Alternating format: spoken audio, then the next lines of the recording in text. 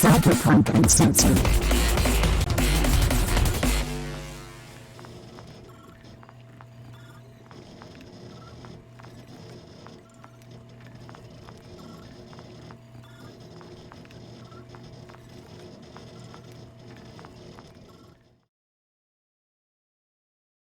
All right. Good morning, good afternoon, good evening, ladies and gentlemen. I am very excited to be back with all of you again here on Twitch. We are back with our Cyberpunk Nomad campaign, and I am joined here by my 6 absolutely wonderful players: Captain Mark, Chuggy, Donna Trece Cuervo, and Johnny Drop, Vampire Bites, and of course, Violent Neon. I hope everybody in our audience is having a wonderful day, wonderful weekend, whatever time it is there for you. We are all excited to be back, I hope.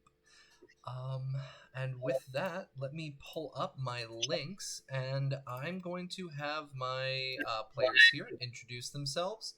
And since we are always starting with Captain Mark, today we are going to switch things up a little bit and start off with Violent Neon. So, Violent Neon, go ahead and introduce yourself. Hey everyone, I'm Violent Neon, and today I'm going to be playing your Nomad Domino, and you can find me on Discord, Violent Neon. Alright, let me get that dropped in. Alright, next on up is Vampire Bites. I'm Vampire Bites. You can find me in the Cyberpunk Discord, Cyberpunk Uncensored Discord, and the R Talstorian Discord as Vampire Bites. I have my own channel, but it's currently on hiatus, so you can find me here every Saturday night playing Mad Mags, the Shaman Medic. Perfect, thank you. Give me 1 second. I'm going to plug in my headphones. I see that we're getting a little bit of feedback on our platform, and it is all my fault. Some of that is mine. There we go. All right, next on up is going to be Johnny Drop. I'm Johnny Drop. You can find me on the Discord, Johnny Drop. I also have a Twitch at Sandman3096 and a SoundCloud at Arcs and Official. Awesome, thank you very much. For a second. There we go. Next up, Raven. Hi, I'm Raven. You can find me on Instagram, Twitter, Twitch, Discord, under Doña Teresa Cuervo. I'll be playing your solo today. Awesome, thank you. Chuggy. Hey, I'm Chuggy. I'm playing T-Bar, the other Nomad, the cooler Nomad. And you can catch me here on Twitch at Chuggy305. Awesome, we got a little competition here between our nomads. It's always fun. And we've got our last up, but not least, we've got Captain Mark. Go ahead and introduce yourself.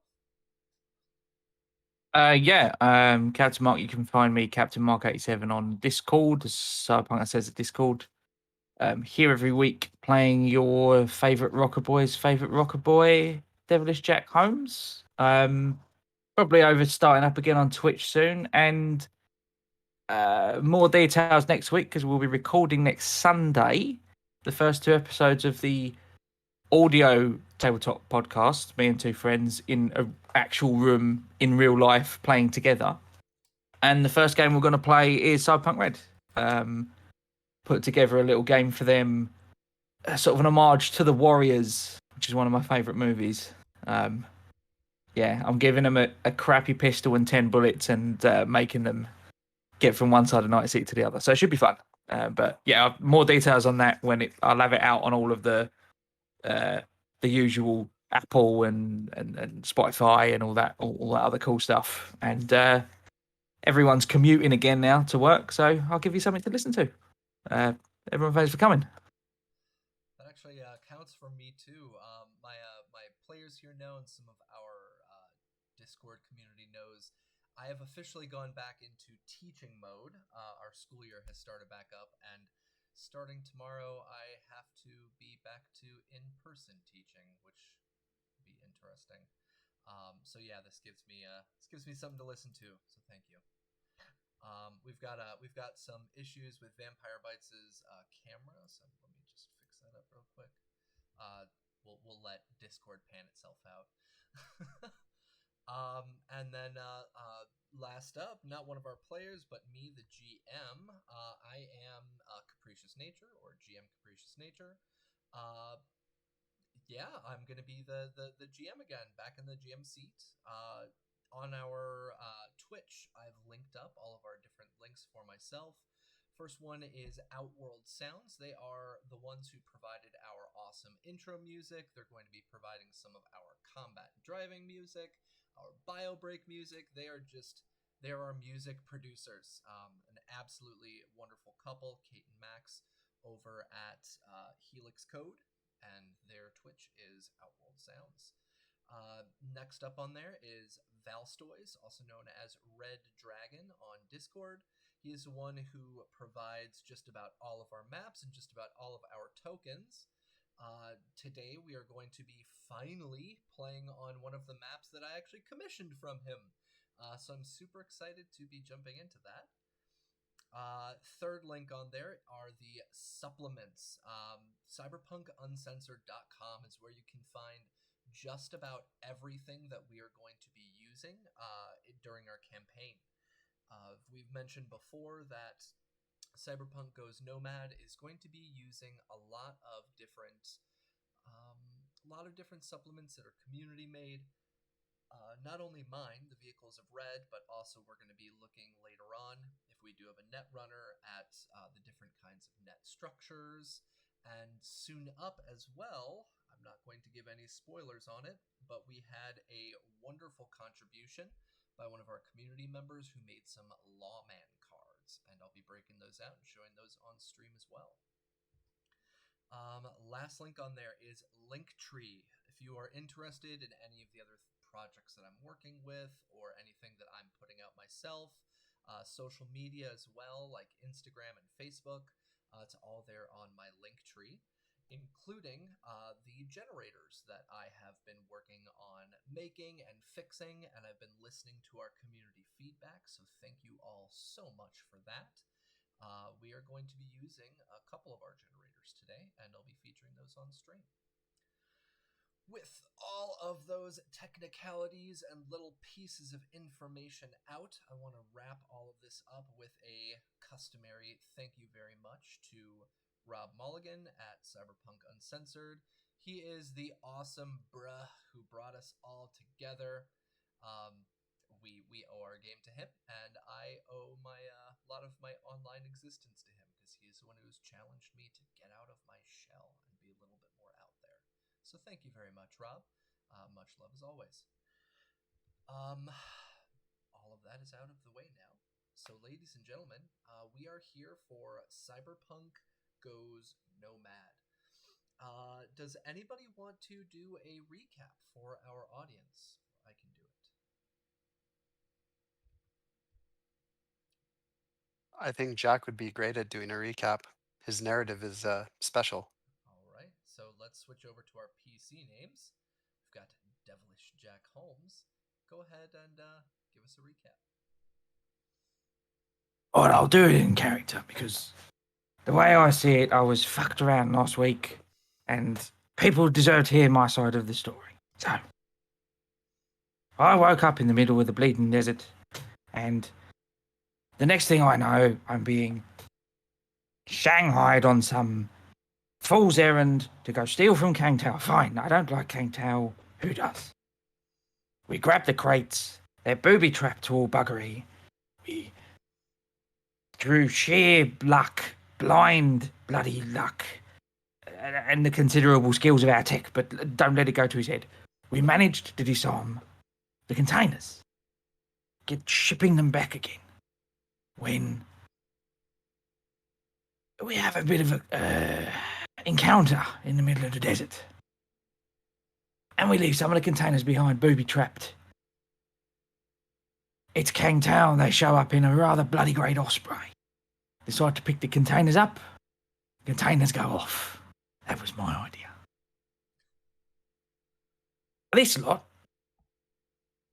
want to push it a bit further, and they decide, let's run at that honking great gun and see what's left. Of course, being clearly the only person in the group sane of mind, I decided to protest a little bit, but I'm apparently not in charge, so I get pulled screaming headlong into a gun. Through blind blimmin' luck yet again, we survive. And now we have a semi-functioning osprey and one indentured servant. I think I've got everything there, unless anybody else remembers it differently. Just about sums it all up. Yeah, our devilish Jack Holmes here, your favorite rocker boy's favorite rocker boy, has a very specific interpretation of the events getting dragged around, and our crew most definitely doubled back and faced down a fight that even I was trepidatious about. I was absolutely terrified about getting a TPK on session 3. But as my players have now reassured me, I've got a bunch of pros here. They hit the tarmac running, or the road running, and they were able to take out a Kangtao strike team. And at the end, they caused 2 little hiccups. And the first of those 2 hiccups came from the discussion with the reclaimers that were there as well, who also faced down some destruction, which is a situation we're going to have to deal with a little bit later. Then we have the kerfuffle that happened with the tech, the Kangtao tech. And T-Bar insisted that the tech fix up the Osprey, but the tech realized that it would take like a week or 2 to fix up. And so he instead put out the fires. And in the midst of doing so, Domino has impressed them into indentured servitude. Whatever floats your boat, you guys are running this as you want to run them. So this is completely up to all of you. And that's the path that our players decided to go down. Where we ended off, the exact end and what's happened in between is that our characters were able to resolve this firefight. They were able to scrounge up some materials from the inside of the Osprey, and they were able to contact Bear. And Bear is the local head of their Snake Nation chapter outside of Night City, who have just relocated due to fear of reprisal. And they were able to get out a nice big hauling truck to haul off the remainders of the Osprey that were still functional, and to tow Domino's wonderfully treated vehicle that has burst into flames due to his running headlong into a heavy Gatling gun. Good job, Domino. I mean, right? We got the Osprey. Yeah. You got the Osprey, and you all survived. Nobody died. Again, I was thoroughly surprised by that. So all of you did a fantastic job. Domino. All right. My luck will run out.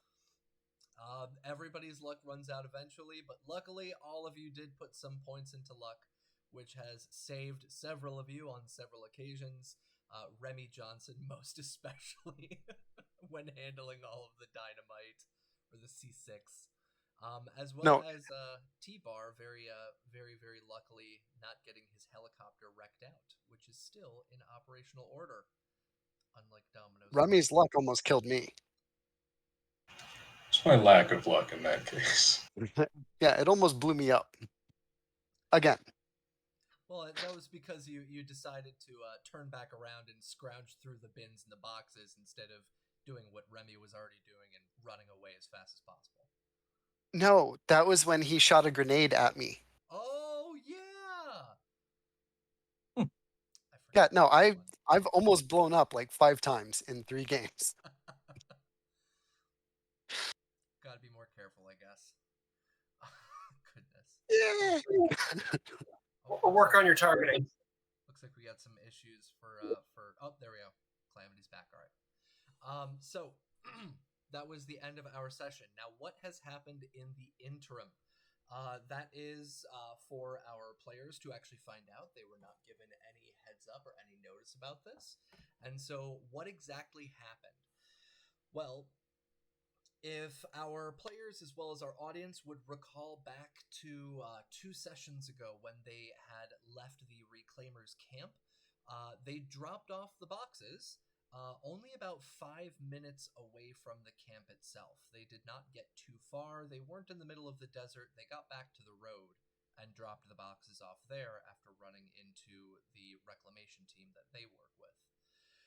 This is the reason that the Reclaimers were already there on the spot after the explosion before our team was. They were only about 5 minutes away. And so what happened there is these Reclaimers were trying to get a slice of the pie as well, because they were not getting paid for any of the work with the King Tao crew, and they invariably lost a couple of their own members as well as a couple of their own vehicles.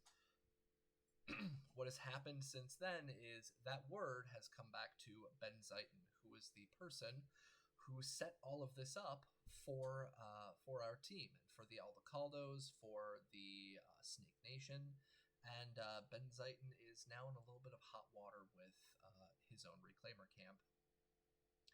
What happened with the Snake Nation, though, is that they were able to pick up the Osprey, they were able to get the gear, they were able to get our team members here all extracted back out to their new camp. And so over on Roll20, let me see if I can zoom this in for our audience. Pan view, there we go. So as you can see on our Roll20 here, we have Night City on this little grid right here, and each of these grids outside of it represents 1 hour of travel. So they're about 2 hours north of Night City at the Reclaimer camp, but the new camp that has been set up is right out here. Okay, so it has been moved over towards a different location outside of Night City. Let me see if I can get a draw shape going. Okay, so this is the location of the new camp. Whoop, new camp that they have set up. Set that to red. Goodness gracious, my computer does not want to work with me today. Oh. Sorry about this, folks. Technology can either be my greatest strength or my worst weakness. So their new camp is located right out here. Now, at this new camp, they are given 2 weeks for rolling, for their therapy, for their hustle, for doing any tech checks they want to do or any med checks they want to do. They're able to use this time as they see fit. What we are going to be prefacing those 2 weeks, though, with are the aftermath of their most recent gig. The first piece of aftermath is the Osprey. I know that T-Bar was most definitely looking forward to getting his hands on the Osprey itself to pilot it, but as most of our viewers and players may already know, when it comes to Nomad access of vehicles, that is controlled explicitly by your rank. So his rank is not high enough to get to the Osprey, and so inside of the camp, how that's going to work mechanically is that the camp has the Osprey. They have access to it. It can provide support, but it cannot be his vehicle yet. That is for something in the future if he wishes to do so. The second thing that comes from this is the equipment. The equipment that was left behind in the in the Osprey, I'm actually going to be rolling for right now, and we will see how much money they were able to scrap it for, or if they want to keep the items themselves. Okay, so give me 1 second. What was inside of the vehicle? They had a still functioning radio scanner. They had a set of personal care packs. They had about 200 Eurobucks in cash. There was a carry-all, as well as a poor quality cyber deck that they were able to get scrounged from our from our Osprey itself.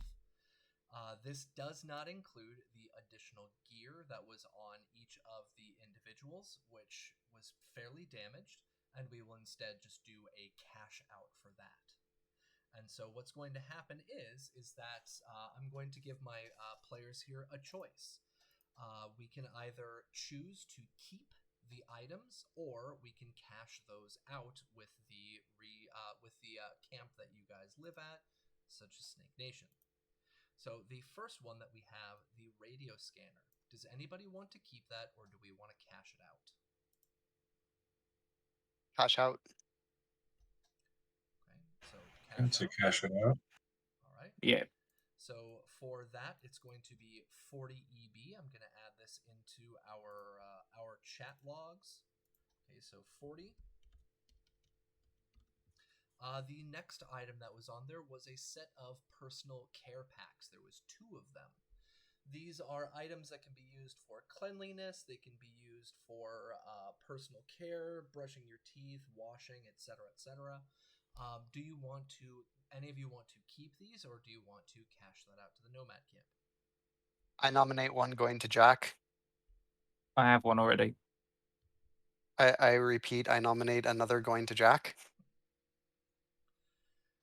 I take the toothbrush out of the care pack and stick it up your ass. Kinky. I dodge. Roll for evasion. Oh. All right.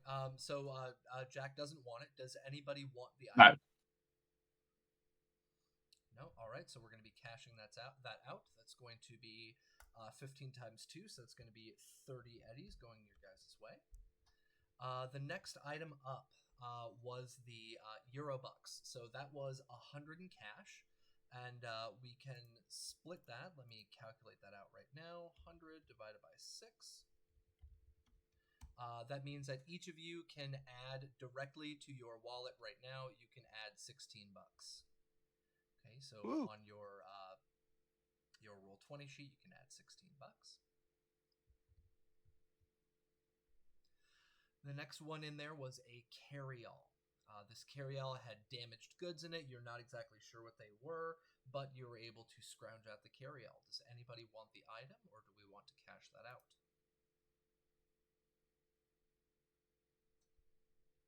Cash out. Cash it out. Cash. Yeah, I already have one. All right, that's going to be 15 eddies for our crew. The next item that's up on there was a poor quality cyber deck that was still functioning. This was on one of the folks inside of the Osprey who had died, but his equipment was still functional. Are any of you interested in a poor quality cyber deck, or cash it out? I'm mildly interested in the poor quality cyber deck, but if you guys want to cash it out, it's not a big deal. I just had an idea that later on I might use like a cyber deck with like a demon program to automatically man guns on a vehicle for me, and it didn't seem like it would be all that expensive, but I'm not all that worried about it right now. I'm still quite a ways away from Could probably get a better quality one by the time you Right. get around to doing that, I think. Yeah. Yeah, it's not a big deal to me. If you want it, it's yours. No, you guys can cash it out. I think I'd probably rather get a better quality one. Play the long game, yeah. Cash out. And actually, an important and interesting distinction for that. As T-Bar just mentioned, he might be interested in getting his guns automatically manned for him. If our audience is interested at all, you can find on cyberpunkuncensored.com, if you find the supplement for the Vehicles of Red. Inside of the Vehicles of Red, one of the very cool additions that I made sure to add in because I was interested in getting one myself if I ever became a long-term player, is the addition of a onboard AI and proto AI system. And so the proto AI is literally a demon or a set of demons, depending on how big of a structure you want, that can help run your vehicle for you. So it's autopilot. It can run defensive systems, such as like the extension of spikes or setting off any traps that you might have. And they can also run your weapons for you if you have them set up for that. And so if T-Bar is interested in something like that, and for anybody outside in our audience, if you guys head on down to the section in in the Vehicles of Red, it's on page number 41. And so there's the Proto AI single control node, Proto AI double control node, and a full AI control node that are available. And they are available starting at Nomad rank 2, then rank 6, and then rank 10. Okay, so each of them are different steps up. So if T-Bar's interested in that, that's definitely something we can look into. Since none of you are actively interested in the cyber deck, we can cash that one out. And so that's going to be $80 that goes to all of you. And so let me add all those together. We have 40, 30, 15, and 80, which is $165. And divided by 6, everybody can add in $28. So you can add in an additional $28. That's an addition to the 16 from before. Yep.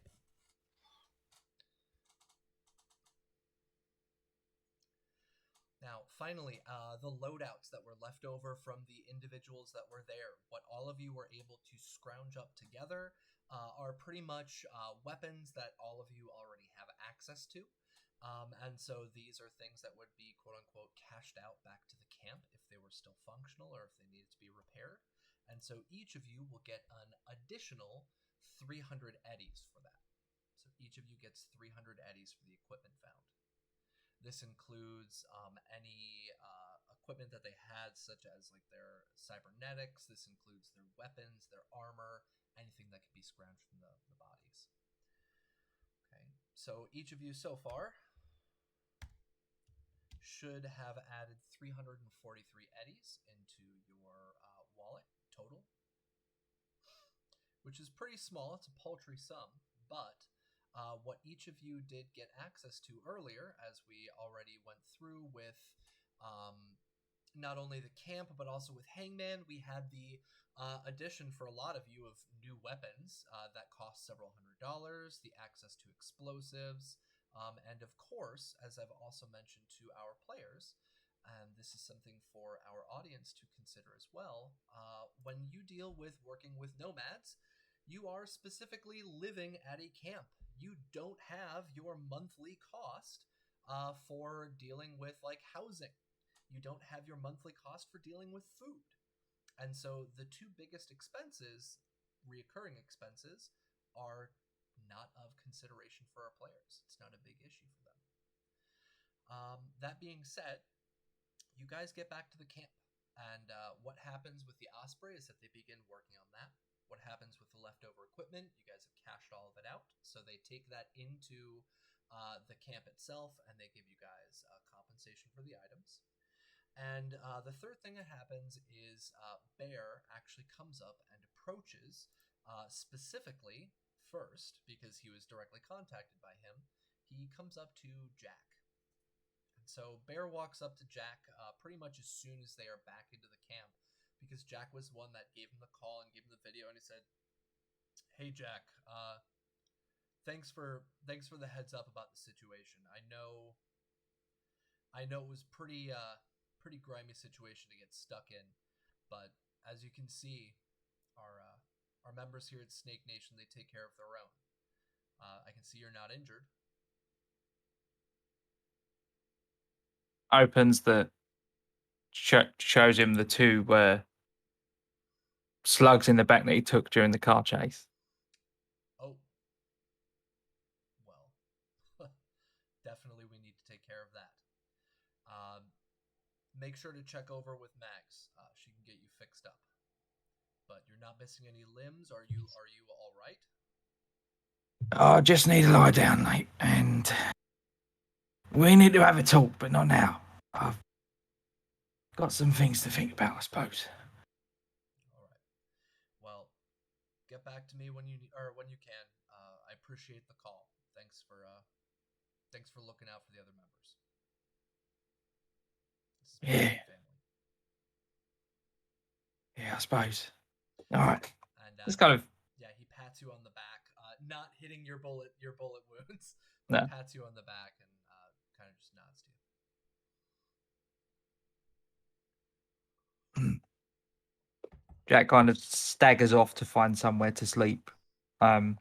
He doesn't really need to see Mags. He's got some handy cyberware, which means he can pretty much sleep off quite a bit of damage if need be. So he'll just go do that. All right, sounds good.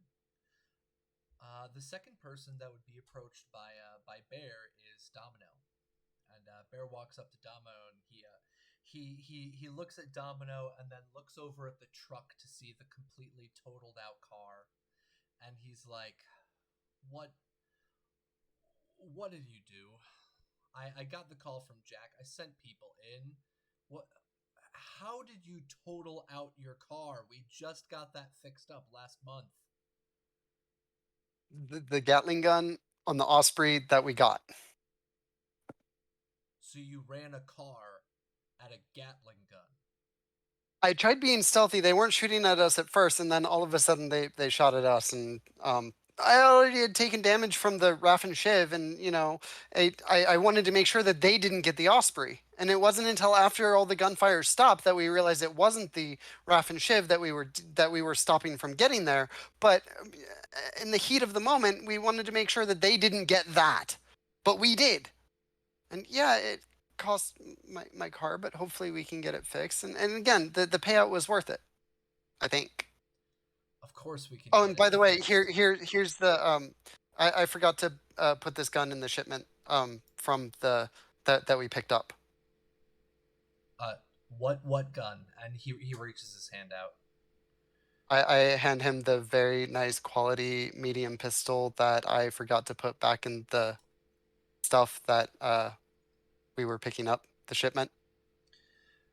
I keep forgetting I can't wear my glasses. They're too reflective. Sorry. Yeah, he takes the gun and he's like, "Oh, one of the King Tao shipment. Thanks. Uh-huh. Yeah, I'll get this. I'll get this stowed away with the other stuff. They'll be picking it up tomorrow." Okay. I got word back that their Nomad team also got pretty messed up. One of their members died. They got shot up. They dealt with border patrols. Apparently out east, things are getting pretty messy with some of the security forces and local warlords and whatnot. So we're gonna need to make sure to be cautious about heading out east. Okay. Is there anything else that you need to let me know about?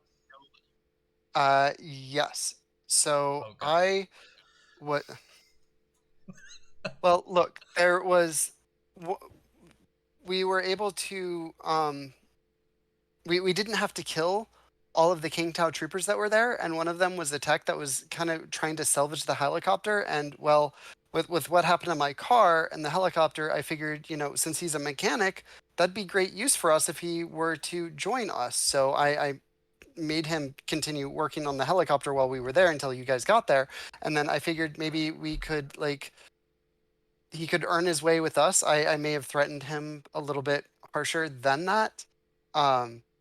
But I figured it'd be better than him going back to King Tao after having the helicopter die and, losing to some Nomad clan. And plus, we don't want him going back and letting them know, hey, these are who attacked us. So I thought it was either we put a bullet in his head or give him a job opportunity.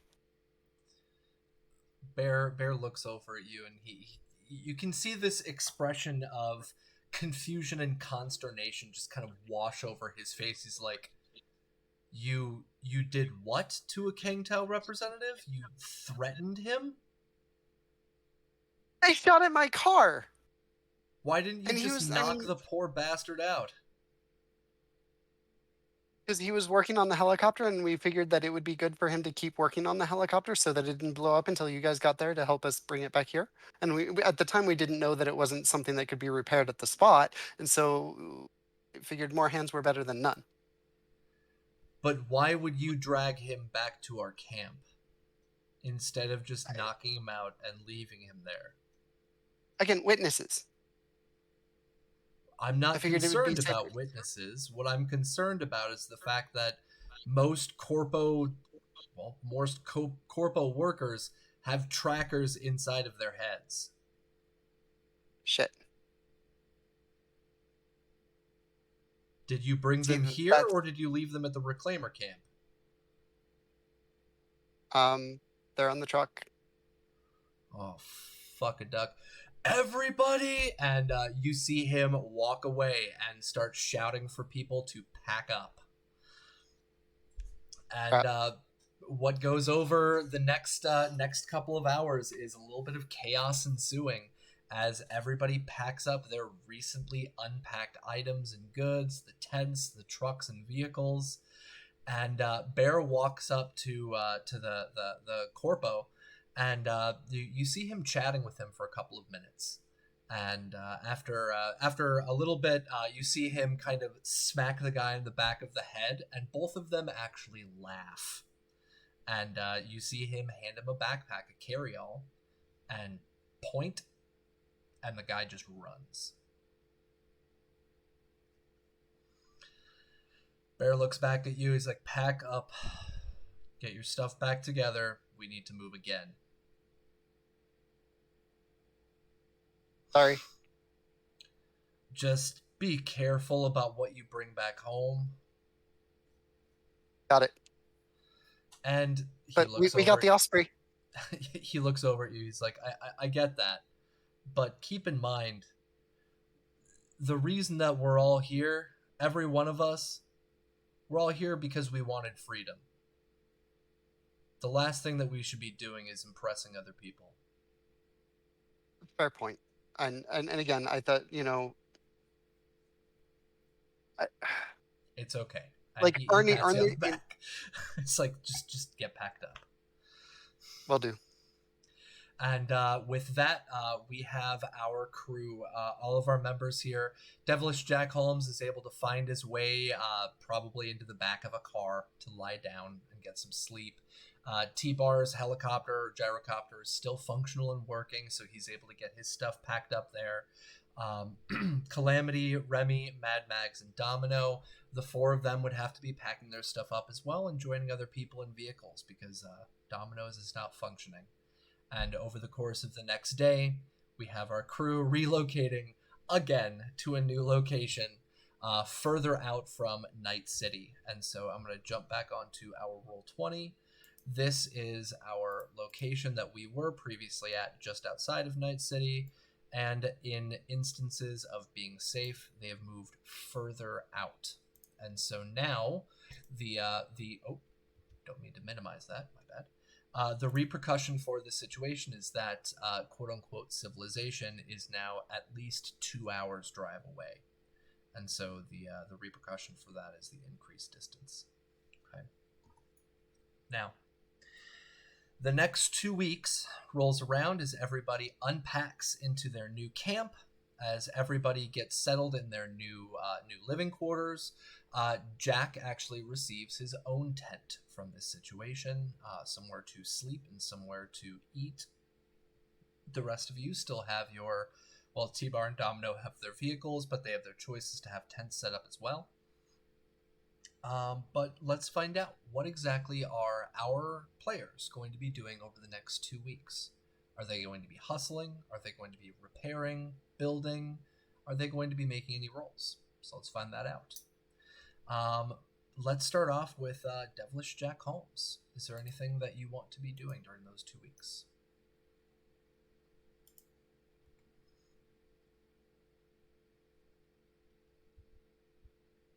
Oh, you're muted, bud. Every stream, it's the curse. There we go. Yeah, Jack gets unpacked fully finally, and finally gets around to unpacking his guitar. Pulls the pocket amp out and the memory chips, and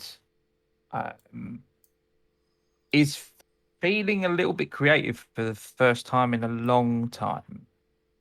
Doesn't know what it is. Can't quite put his finger on why that might be. Gonna have a go at writing something over the course of sort of a combination of drinking with Bear, sleeping, and songwriting for the 2 weeks that they're traveling. This for our audience is actually a pretty interesting conversation that I had with Jack. For Captain Mark and myself, we both agreed that one of the big drawbacks of playing a tabletop game is that very often only combat is focused on, only combat skills. And so we both agreed that something that would be an interesting thing to roll for would actually be for his composing. And so I'm going to have Devilish Jack Holmes roll for composing his music. So composition, we've got a 4. Awesome. So we've got 15. So over the course of the next couple of days, Jack Holmes is able to write down a pretty good banger. Something that would definitely feel along the lines of some of his older music that he's put out. And you had a second thing that you wanted to start doing. So go ahead and share with our audience about the second goal that you wanted to have. So he approaches Bear about sort of maybe when it's a little quieter, everyone's kind of just before going to bed, and he approaches Bear. Do you want me to just sort of describe it, or do you want to play it out? It's up to you. Go ahead and describe it, because I already gave you my approval for that. I like the idea, so go ahead and tell our audience about it. Yeah, so he's going to approach and sort of a nomad pack this size would have a decent method of communicating, probably relatively long range. And from back in the day, Jack's old, he has people that he knows from when he was coming up, radio hosts, DJs, all unconnected to the corporate world, so like pirate radio, things like that. And he starts going through his old contacts again, and with what he's composed, starts sending out his music to these different places. The first new music he's written in maybe 10 years. And he suddenly, sort of over the course of those 2 weeks as he's writing, and Bears agreed to allow him to send this data to people as far flung as like Minneapolis, Philadelphia, even down south towards like Mexican border, El Paso, places like that. Pirate DJs and they start picking up his music and playing it on on the airs of these independent and sort of pirate radio stations. For people, I imagine the reaction was a mixture of I can't believe he's still alive, or is this the guy that my dad's always talking about? And yeah, that's kind of what he's going to start doing. And actually, for that, one of the things that I would like you to do is please roll your charismatic impact. Let's see how the general public responds to this new stream of music. Oh no, not good. All right, he got a 7. Okay, so for those of you who may or may not be following along at home, on page 144 is the charismatic impact, the range, and what they're able to do for the impact itself. And so your rank is what? 4. Yeah, so he's at a 4.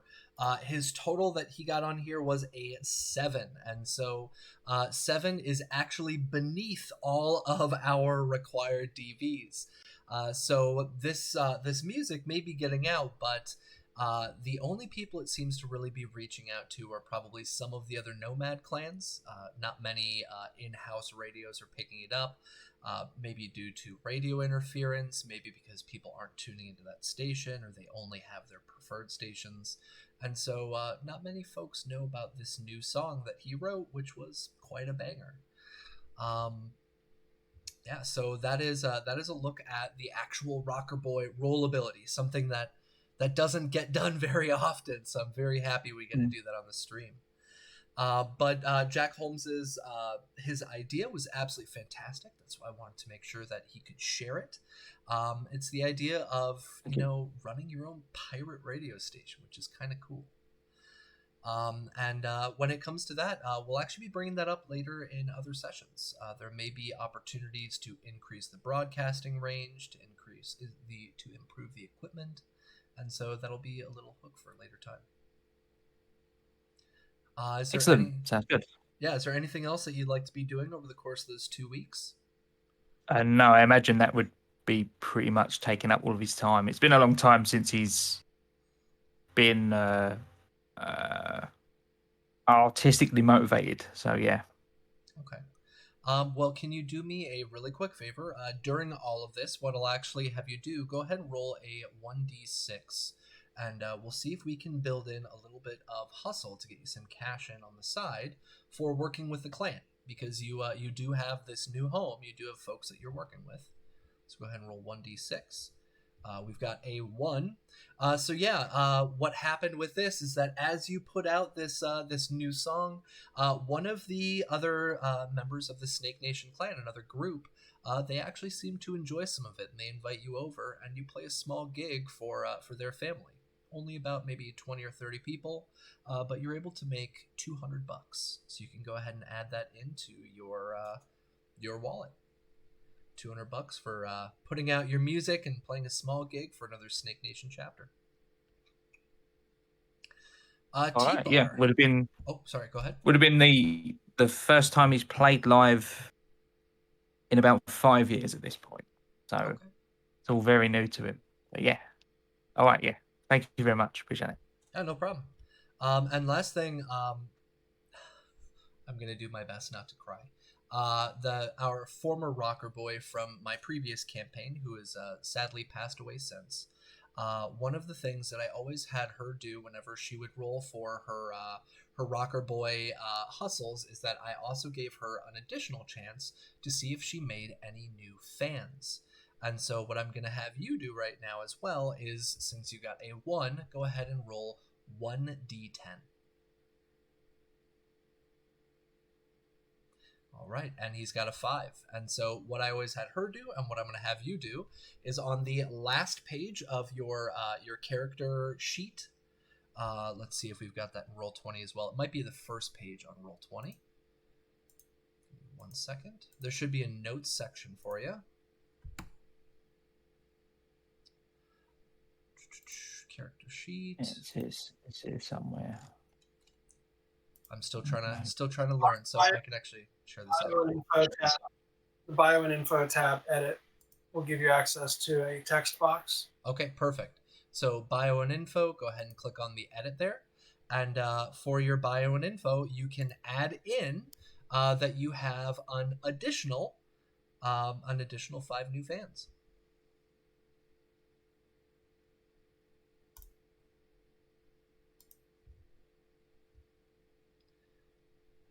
And so this is how, with our previous campaign, Azrael Knox was able to build up a cult following among the cyber psychos and the chromers of the Maelstrom.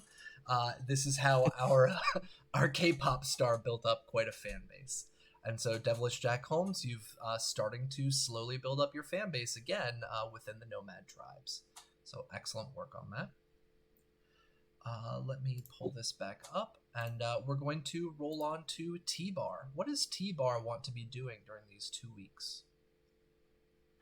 The primary thing I wanted to do was to get my gyrocopter back up to fully 100% operational.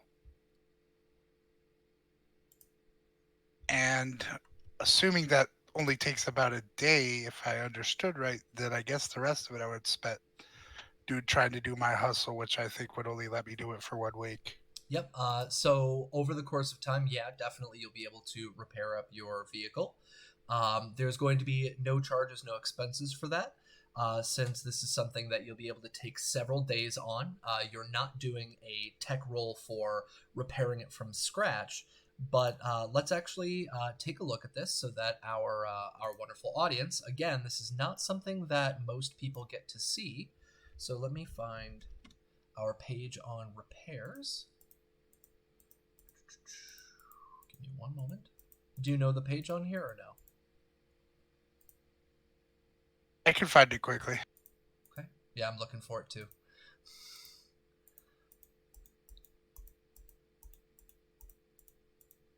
All the clicks. There we go. Vehicle repair. So our audience, if you are following with at home on page 140, vehicle repair here says the DV and amount that the item takes you to repair a damaged or destroyed vehicle with the tech skill requires DV of a 9, 13, or 17. The 17 is for a destroyed vehicle, and luckily T-Bar did not destroy his vehicle, so he will only have to do a major damage. And so for this, what I'm going to have you do is I'm going to have you roll your tech. This is going to be air vehicle tech, and your DV is 13 to repair it in 1 day. I was going to actually try to do the spend extra time to make sure I do it. I believe it gives like a +2 if you spend like double the amount of time. I actually do not know about that rule. I'm not totally sure, but I'll give you. I'll give it to you for right now. It sounds reasonable. I don't have the page number, but so I think I get my moto. Yeah, I add my moto to my air vehicle tech.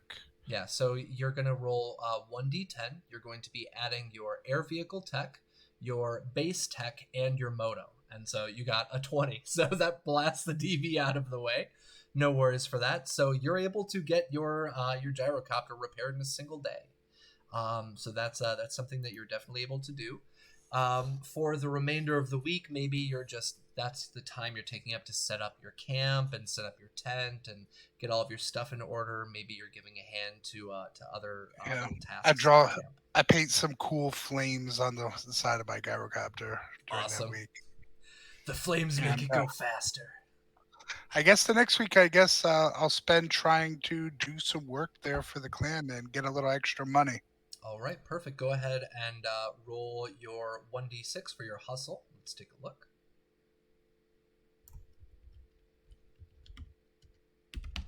One second, gotta pull up that 3. page. All right, and so our Nomad Hustle, this is over on page number 385. You got a 3, and so you were able to smuggle some small contraband. So after you got your helicopter fixed up, you got that awesome fast fire paint on the side. You were able to work together with a couple of other nomads and get a small shipment of some contraband brought into maybe directly into Night City itself. And so you're able to get 100 eddies. So go ahead and add 100 eddies to your wallet. Is there anything else that you want to be working on during this time, or just getting it fixed up, doing a paint job, and getting your hustle? No, just have a couple smashes, draw some flames, and that's about it. All right, sounds perfect. Calamity. What is Calamity doing over the course of these 2 weeks? Once we got settled and everything, I want to go into I want to go into Night City for my hustle. I want to. I'm interested in trying to find a fixer to set me up with a gig, so I can trick out my cyberware a little bit more. Since what is his name? Oh, Remy. Since he has a big old laundry list of everything that he needs to have done. He just it just doesn't seem to me that he has time to work on the stuff that I would like. So whether it be finding a fixer, going to the hot spot, whatever bar, and try to find a fixer, or maybe get into some blood sport. Ooh, blood sport. Okay. Idle hands. Idle's hands are the devil's tools. Definitely, yeah. If you want to go ahead and roll a 1d6 for me, and we can see what kind of hustle you were able to pull off when you got back into the city. Coming right up.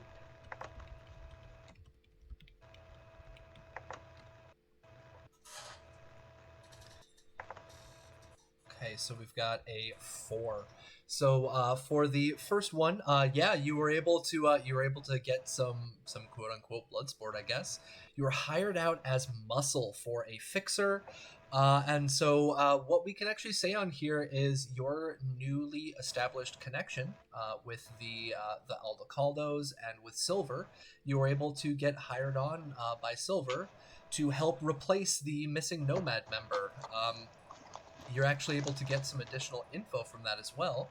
So go ahead and roll me perception, human perception. Or sorry, just regular perception.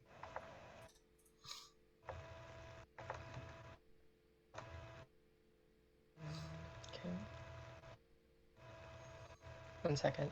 No problem.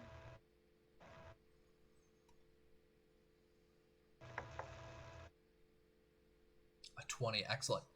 So you're able to find out while working with Silver and the Aldecaldos, what you're actually hired in for is making sure that the shipment that was being brought in from this eastern transfer gets in nice and safely. You find out that what was going on is they were transporting around a cow of some kind. You were unable to see this cow. You were unable to find out exactly why they were transporting a cow all around the east, but you were able to help get the vehicle in safely. You found out, regrettably, that one of the nomads that they had on their team was killed, and so that's why they had called in for some additional support and additional help to make sure that the shipment was safely taken care of. And you are able, over the course of that week, to get 100 eddies. Okay. And now the second week, what would you want to do? Do you want to do another hustle, or do you want to do something else? I'd be doing another hustle. Actually try looking for more of actual blood sport. Maybe like a cage match. Okay. I'd like to crack some skulls. Crack some skulls. All right. Well, go ahead and I'll give you an option here. We'll see what you would prefer. Do you want to try and roll for a hustle directly on here to see if you get into any kind of blood sports, or do you want to try and make a luck roll to see if you're able to get into combat?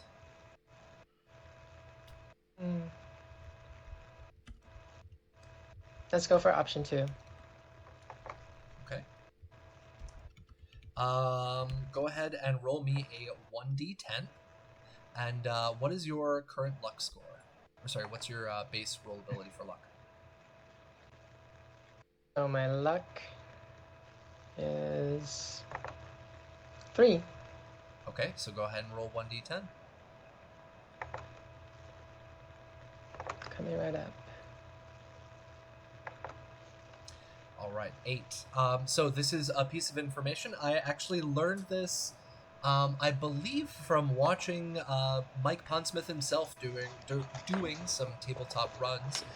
Is that when you are making a luck check, what you are doing is you are actually trying to see if you roll underneath your luck stat. And so the luck check here, she got an 8, which is sadly not underneath her luck check.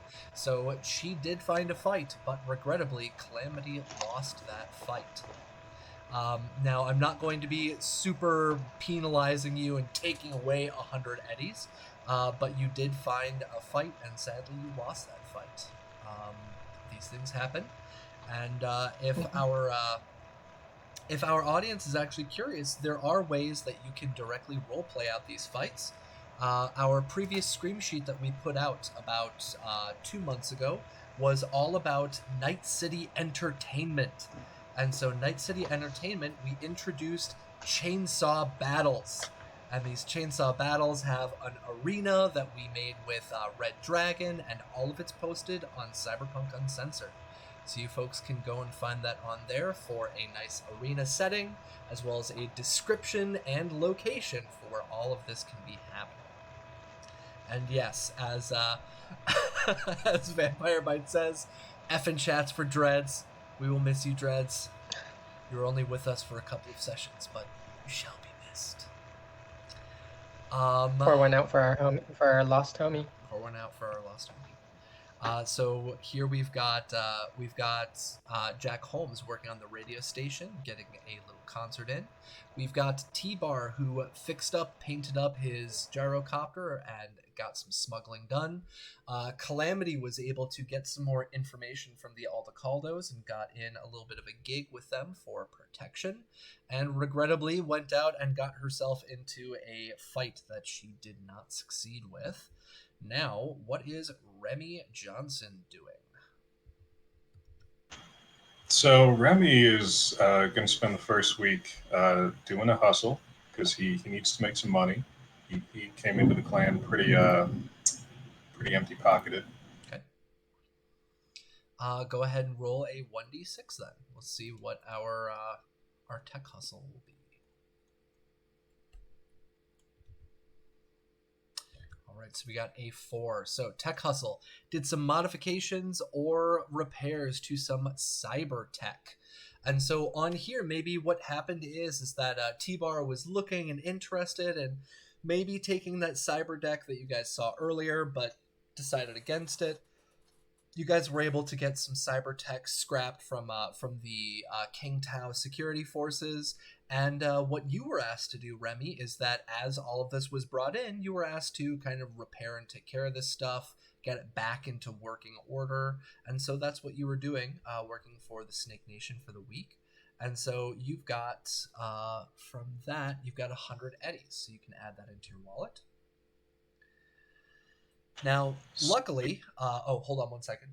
Luckily for T-Bar, he is able to repair his own vehicle, so Remy does not have to do the repairs on that vehicle. Domino will have a chance as well to repair his vehicle, so you will not have to worry about repairing his vehicle either. So what would you like to do for your second week? So then for my second week, Remy's always been a bit of a tinkerer, and he was talking with one of the nomads who informed him of this particularly nasty extract from a cactus plant that he was wondering if he could maybe fashion into an explosive of some sort. So he's gonna attempt to fabricate a biotoxin grenade. All right, so this gets us into a very complicated set of roles that definitely I've never seen them on a stream before, so let's jump into that. So fabrication, what is fabrication? Fabrication is creating an existing item using your tech rolls, and to make this item, you roll your tech plus your tech skill that the item is in league with. So I'll let you do that with either demolitions or weapons tech, whichever one's higher. I'll let you roll with that. And then finally, your rank in the speciality, so how many ranks he has in fabrication, and then you roll a 1d10 with all of those. So let's start this off from the top. We've got, let me pull up my calculator. What is your tech skill? What's your tech? 8. All right, so we've got an 8. Which are you going to use? Weapons tech, or are you going to use demolitions? Gonna go with weapons tech. Okay. For your weapons tech, what is your skill for that? 6. All right. Next up is our rank in the speciality. So how many ranks have you put into fabrication? 2 points. All right, so we've got an additional 2. And now what you are going to do is you're going to roll 1d10 plus 16. You've got 16 total in addition. And the character sheet in Roll20 does that for you if you click on the fabricate. Yeah, plus there's the +2 from the tech scan as well. Oh, okay, yeah, you have the +2, and you also have the +2 from chat. We had that from Ward Daniels, so thank you, Ward. So yeah, roll your fabrication, and then we're going to be adding 4. So that's going to put you at a 22. Excellent. Okay, so what item are you making again? You said biotoxin? Biotoxin grenade? Yep. All right, so for those who are interested, the rules for fabrication, upgrading, and invention, as well as the time, is located on page 149. Now, how much does a biotoxin grenade cost? 500 eddies. All right, so that would be a expensive item, correct? Yep.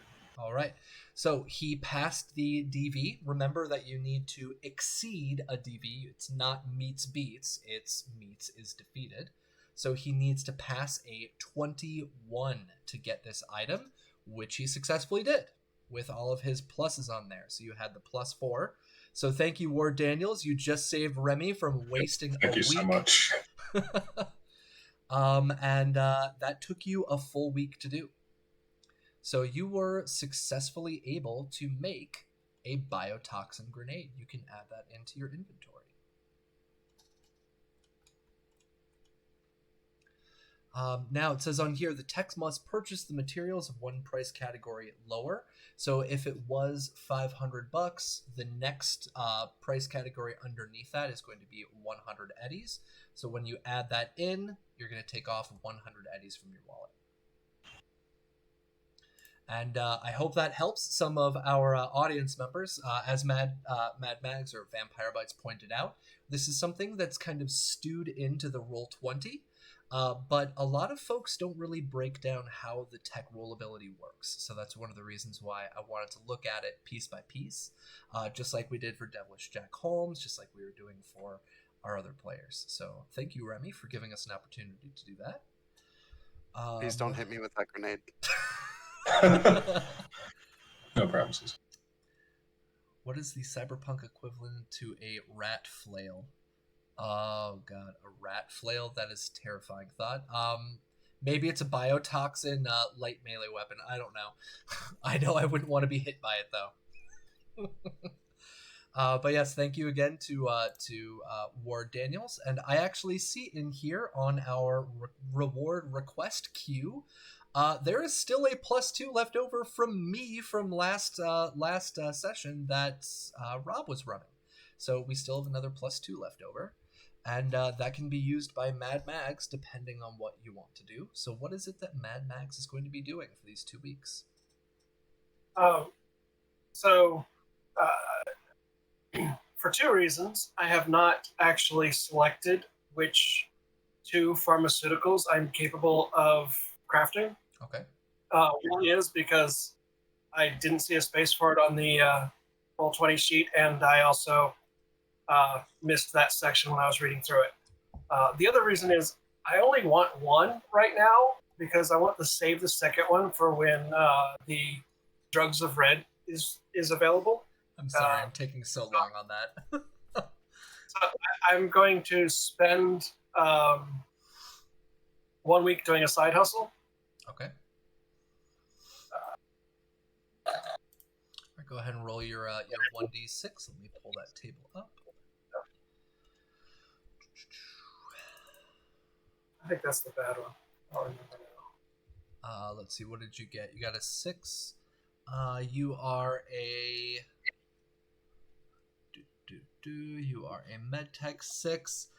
No, that's actually not a bad one at all. So on here it says that you designed and delivered medicines or street drugs to a client.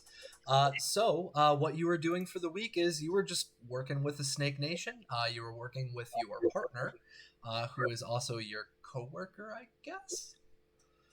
You were working with your partner, and what's up? Partner in all definitions of the term. Gotcha.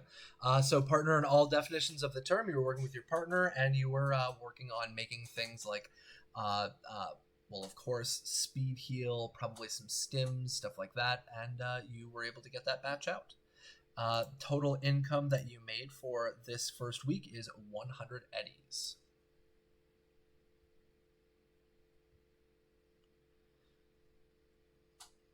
Okay, and what would you like to do for your second week?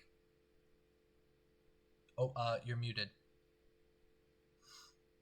Second week is going to be spent on research for a new pharmaceutical that is basically a chloroform type thing, a knockout drug. So actually, interesting that you bring that up. When you look at our goodness gracious, sorry. When you look at the core rulebook, one of the things that we have inside the core rulebook is that you can actually create sleep ammunition. And one of the things that I discussed with my previous group, again, it was Evelina, who's sadly passed away. One of the things that she'd mentioned with her backup character is she wanted to make a med tech who actually created like certain types of ammunitions, but as medicine. And so this is something that I've actually discussed with her before for creating literally like a knockout drug. It would be equivalent to the sleep ammunition. And what it would do is it kind of impairs you or requires the resist torture and drug check. Otherwise, you're passed out for a full minute. So if you would like to make that, you can. Would you be interested in doing so? Yeah, we'll put that. So it's for the air hypo, same as speed heal and the other pharmaceuticals. But yeah, we'll put that in, and I will probably be using the luck bonus. Okay. So this breaks down the medtech roll ability, which I wish I could have used some more in your game. I'm so sad that that fell apart, but it is what it is. So for a medtech for pharmaceuticals, what happens is that a medtech uses their time to create pharmaceuticals, and they roll against a DV13 medical tech check in order to properly make it. When the medtech does make these doses, they make a number of doses equal to their pharmaceutical level, and it costs them 200 eddies, and it will take roughly an hour, as it says on here. Now, one of the things that's going to be changing a little bit, as Vampire Bites pointed out, is the drugs of red. It's something that I'm working on right now. It's going to be a little slow to come out. My apologies, because we've started up our school year again. But one of the things that we'll be doing in there is adding in new pharmaceuticals and new street drugs that can be made using either chemistry checks, tech checks, medical pharmaceutical checks, a bunch of different ways to make these drugs. And so once that's out, we can actually get these specifics from there, and then we can update that on your sheet. Okay, so for right now, what you're going to do is you're going to roll against the 13. So you're going to, let's see, we're going to make a medical tech check.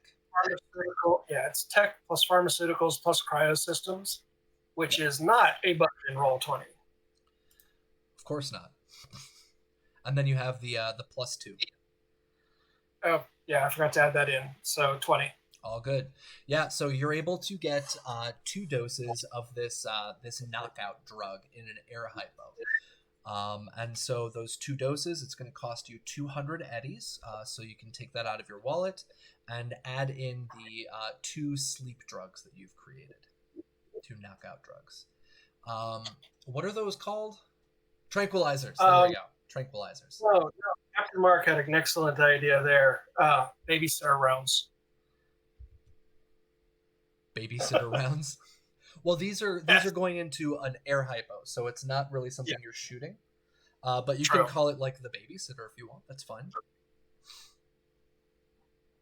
I like that too. Thank you for that. That is on my sheet. And even 1 hour takes away from being able to do a second week of. So Sadly, that wraps me. All right. I'm going to try once to fix my medtech scanner. It's the same roll, but I think it would probably be a TV-17. Well, how much does a med scanner cost? Oh, it's a regular repair. Yeah. They are 1,000. Okay, so item repair. What happens with this? So 1,000. What is that in our price brackets? Very expensive. Yeah, very expensive. Okay, so if our audience is interested in following along, page 140, item repair. Very expensive, requires DV24 check. Never mind. And it requires 2 weeks of time. So Never item mind. repair is pretty difficult. A little bizarre. This is actually a conversation I had with a former member of Cyberpunk Uncensored's Discord. Let's see if I can actually pull up their name, because I would like to give them credit. They really helped me out a lot. It was Keladrel. They were helping me out a lot at the very beginning for making the different checks and DVs for the vehicles of red, and they actually pointed out the big massive difference between a vehicle repair, which costs infinitely more in money but requires a lower tech check and a lower time check, versus item repair, which is for smaller things and takes higher DVs and more time. So that was something that I tried balancing out in our vehicles of red. But if you're interested in getting that repaired, you can try paying somebody, or you can ask Remy to do it if there's a 2-week gap at any point in time again in the future.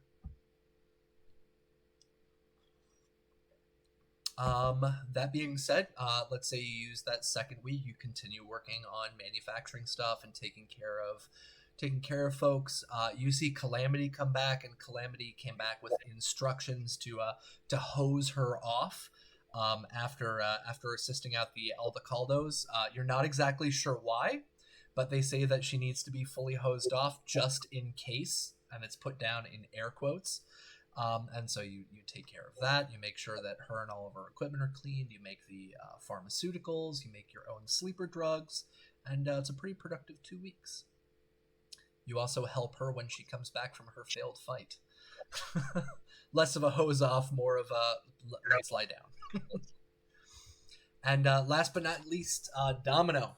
What are you going to be doing for your 2 weeks? Well, I have several things that I'd like to do. The first is going to be repairing my car. But before we get into one of the things that I saw in the session where Dreads died is I kind of like the idea of what was done with the hustles, is where the players would roll for it and then come up with the idea for what they did on their hustle based on what they rolled, and then go through and talk about it. So would it be okay if I kind of narrate what my hustle is after I roll it? That's perfectly fine, yeah. Okay, cool.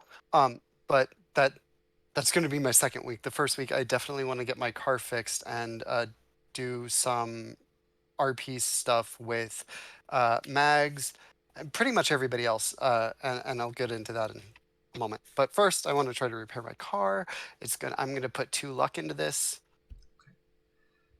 Yeah, Mags ate up my my luck check from last week, so let's take that off. All right, all completed. All right, and since I know Rob is still watching, Rob, I have now cleaned out our reward request queue. That's all fixed up, so we are all set. All right, so here goes. Yep, you got it. And you said it was 17, so my baby's back together.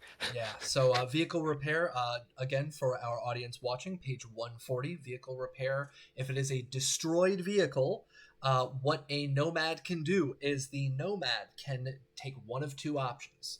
Number one is they can take a full week to repair it themselves. It's a DV17.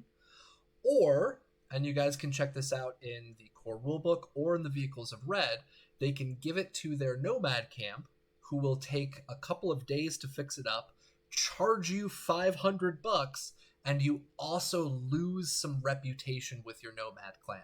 So the fact that Domino is using his time is kind of his payment, so he doesn't pay cash, doesn't pay with his reputation. So that's something that I always thought was kind of interesting and was kind of cool. So thank you, Domino. You've got your vehicle all fixed up. Go ahead and what would you like to do for your second week? Right. So that is going to be, let's see what the hustle comes up with.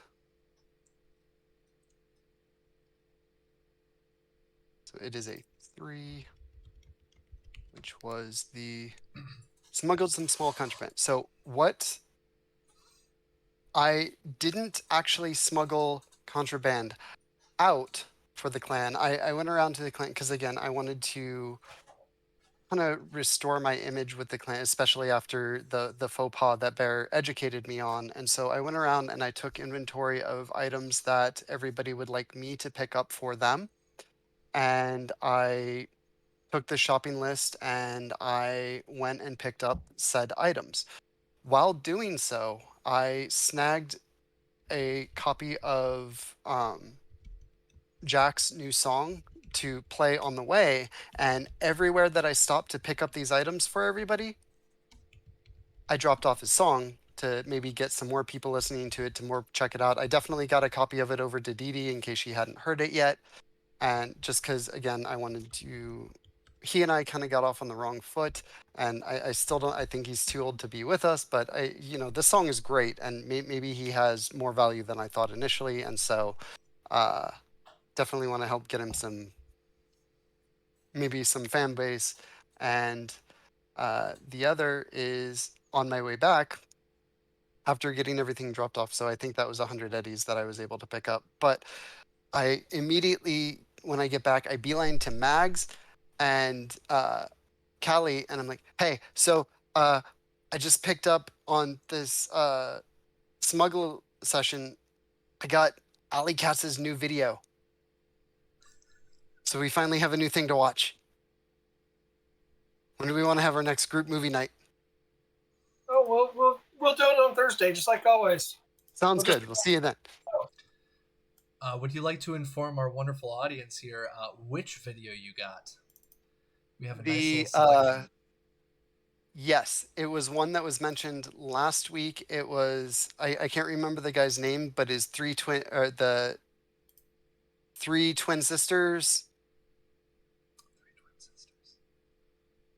I don't know that one.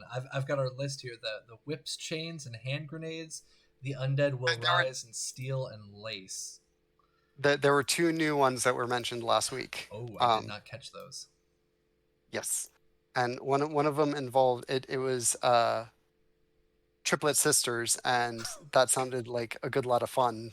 And so I think Mags and I will have a lot of fun watching that with Callie. I also picked up some kibble popcorn, so delicious. And actually, so you said these are brain dances, right? Yes. So this is another thing that is almost never, ever, ever brought up in any whatchamacallit, any sessions or anything along those lines that I have seen, is the actual use of Night City Entertainment. Now, I mentioned at the beginning of our stream that when it comes to our 6 characters here, they're not paying anything for housing, they're not paying anything for food, because that comes from their Nomad Nation. So the things that they want to do for their pleasure or their downtime or what they want to do for enjoyment, they actually have to pay for these. And so for this one, Domino, that's going to be 20 eddies for the brain dance. And for the food, that's going to be 10 eddies. So for your nice brain dance movie night, that'll be 30 eddies. Got it.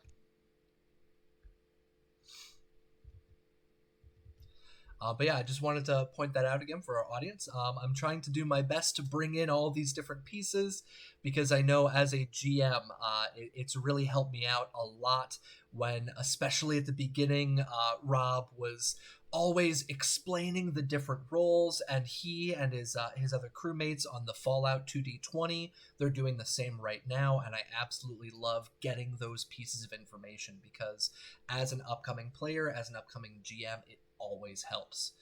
So thank you actually to all of our members here for being patient with me, trying to elaborate and explain these out. So thank you guys, as well as for the opportunity to assist our viewers with that. So Domino, 100%. go ahead and continue. Yeah. So after I get everything dropped off, I then hey, I knock on Mags's door. Hey, you got a minute? Yeah, what's up? Yeah. I have this idea that I think would be really good, and I don't know if it's something that you can do or the person that is helping teach you things, but I think you and I need to go talk to Mama Snyder because I think what would help us is if we maybe had a group therapy session. Maybe not right now, but in general, maybe we could get something put together that, because I know that I don't want to lose myself, and I love this cyberware, but I I definitely feel less of who I was, and definitely that encounter with that tech was something that probably could have gone better if I wasn't so angry about what had happened, and I think others in our group, along the lines of maybe Calamity and Jack, to not name names but name names, would also benefit from something of this sort. Um, so I don't know much about it. I don't know if you do, but I figure if we talk to Mama Snyder, she could help point us in the right direction. I mean, group therapy is great for hashing out interpersonal communications, Which and I think we need. I think that would be beneficial. But as far as staying in touch with who you are, that's a one-on-one therapy, and the the cyber psychosis drugs are separate, and that's a real one-on-one thing, and I haven't done enough study to properly administer those. That makes total sense, but maybe you know somebody who would be able to help with that, or maybe if you don't, or if you maybe you and Mama Snyder could help find somebody for that, because I think that would be beneficial for me and definitely Calamity. Maybe Jack too. And I'm going to need it at some point myself. Right? I need to work on a homeopathic solution to Biotechnica's chemical compound. I wonder. She'll start rambling off on different herbal concoctions that have similar qualities, but none of which are right. But yeah, she'll just start going through Latin names for plants. And Domino will chime in and be like, totally. Mags, that's I'm talking here, you're talking up here, and you're going over there, and I need you to come back over here. Right. Down Sorry. to here. So no, it's okay. It's okay. I know it's what you do, and normally it's okay. But I think I think Kali could probably lead us in a regular group therapy to hash out interpersonal communications and relationships. Yeah, that'd be a good idea. As a team, we do need to get along better. Yeah. That last mission kind of proved that. But yeah. 100%. Like, I almost blew up like 5 times. 5. But you didn't. I didn't. This is how I have this name. Though I never win Rochambeau. You don't get to call Rochambeau anymore. I mean, yeah, you do, but For any of our audience members who may not be native English speakers, do you wanna explain what Rochambeau is? Rock, paper, scissors. That's one very PG version. Do you want to share the We're rated R doing the version? PG. I do not, because Domino would not play that one because he would always lose that one for sure. Okay. For our non-native English speakers, Rochambeau is also rock, paper, scissors, or paper, scissors, stone, as they say over here in Asia. And the rated R version of Rochambeau is you kick each other in the groin until somebody passes out. So, yeah. One is definitely a little bit easier to play. When I say Rochambeau, I very explicitly mean rock, paper, scissors. Okay. Very much.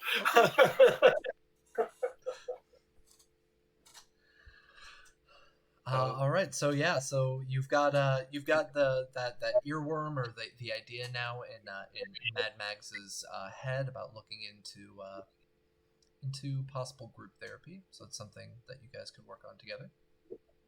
And I don't have the main medic at the camp. My mentor, I don't have his name on a character sheet, but I would list him off as somebody that might be capable for regular psychotherapy. Awesome. And yeah, I'll go to Mama Snyder with that and be like, hey Mama, you busy? Did you want to roleplay that out, or? Yeah. Okay. Yeah. What's up? So Mags doesn't really have the skill for this yet, but would also benefit from it, and I think everybody in the crew would. I think, well, two things is, I think one, we should work on who would we talk to about getting therapy so that we don't lose ourselves to our cybernetics, and just the shit that we have to deal with, because I think that maybe I could have been better on that last mission if I had therapy. And two, maybe see about a group therapy session for this crew so that we don't want to be at each other's throats or have the age differences that we have with some of them, or at least have those not be as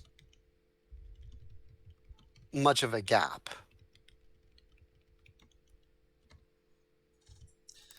Okay. Well, it's something that I can look into, sweetie. I'm not sure. I'm not sure about the group therapy. That's it's not something I've ever really done or been part of, but we can look into that.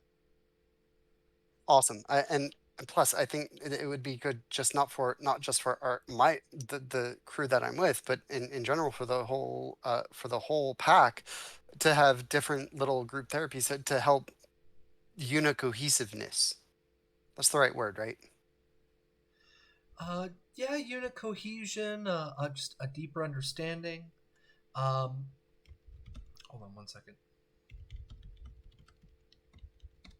But that's something that I'm not sure everybody's going to want to look into. I know it might help us with Snake Nation, but with some of the other groups, they're not all that receptive about hugs and kumbayas. Well, yeah, it wouldn't be stuff. It hopefully wouldn't be stuff like that either. I'm definitely, well, but yeah, okay, cool. But I wanted to put that bug in your ear too. So yeah, I'll look into that. I'll get back to you about it. It's definitely something interesting. I know there's some folks over in the city, and there might even be some folks among Snake Nation itself that they're working on creating some I wouldn't call it mind-altering substances, but some stuff that really opens you up to new ideas and each other and the universe. And I've heard it could be pretty crazy. Like shrooms? Not shrooms, but something to make people a little bit more receptive about who they are. More introspective. And so I'll keep you updated if we get any info on that. That's the word, inside themselves, right? Yes. Okay. And I'll talk to you later. Right now we're heading out. We're actually about to go to one of those awesome little drive-ins that they have down south. So we'll catch up with you later. Bye, Domino. And click. She Bye. turns off the agent. Oh. Kind of hard to drive a motorcycle at the same time as talking on a phone. But she Yep. did it. Yeah, little group peyote session. Oh, LSD. Oh my god. That's why they make internal agents. Yeah, that's Everybody probably what she was utilizing. But yes, we've got our 6 members. We've got our 2-week layover and all these little things that they're running. And what Domino's talking about right now, or specifically what Violent Neon's talking about right now, is part of what I wanted to add into our Drugs of Red. Actually, after talking with not only Violent Neon but also Vampire Bites, is looking at therapy drugs or therapy medicines that can be used. Instead of players having to dedicate an entire week, maybe they find these drugs, it does less therapy, or it costs more. Something to figure out in the future, but it's something to look forward to with the Drugs of Red. And Domino, was there anything else? No, it's brain dance time with Mags and Callie. All right, sounds good. And Alley Cats. And Sorry. Alley Cats, yes. And this is where I'm going to put us on our bio break. When we come back in, we will move on from our 2-week rolls and hiatus and all the fancy book information and all the numbers. And when we come back, we'll be taking a look at our next step. So, ladies and gentlemen, we'll see all of you in about 5 to 10 minutes. And stay tuned.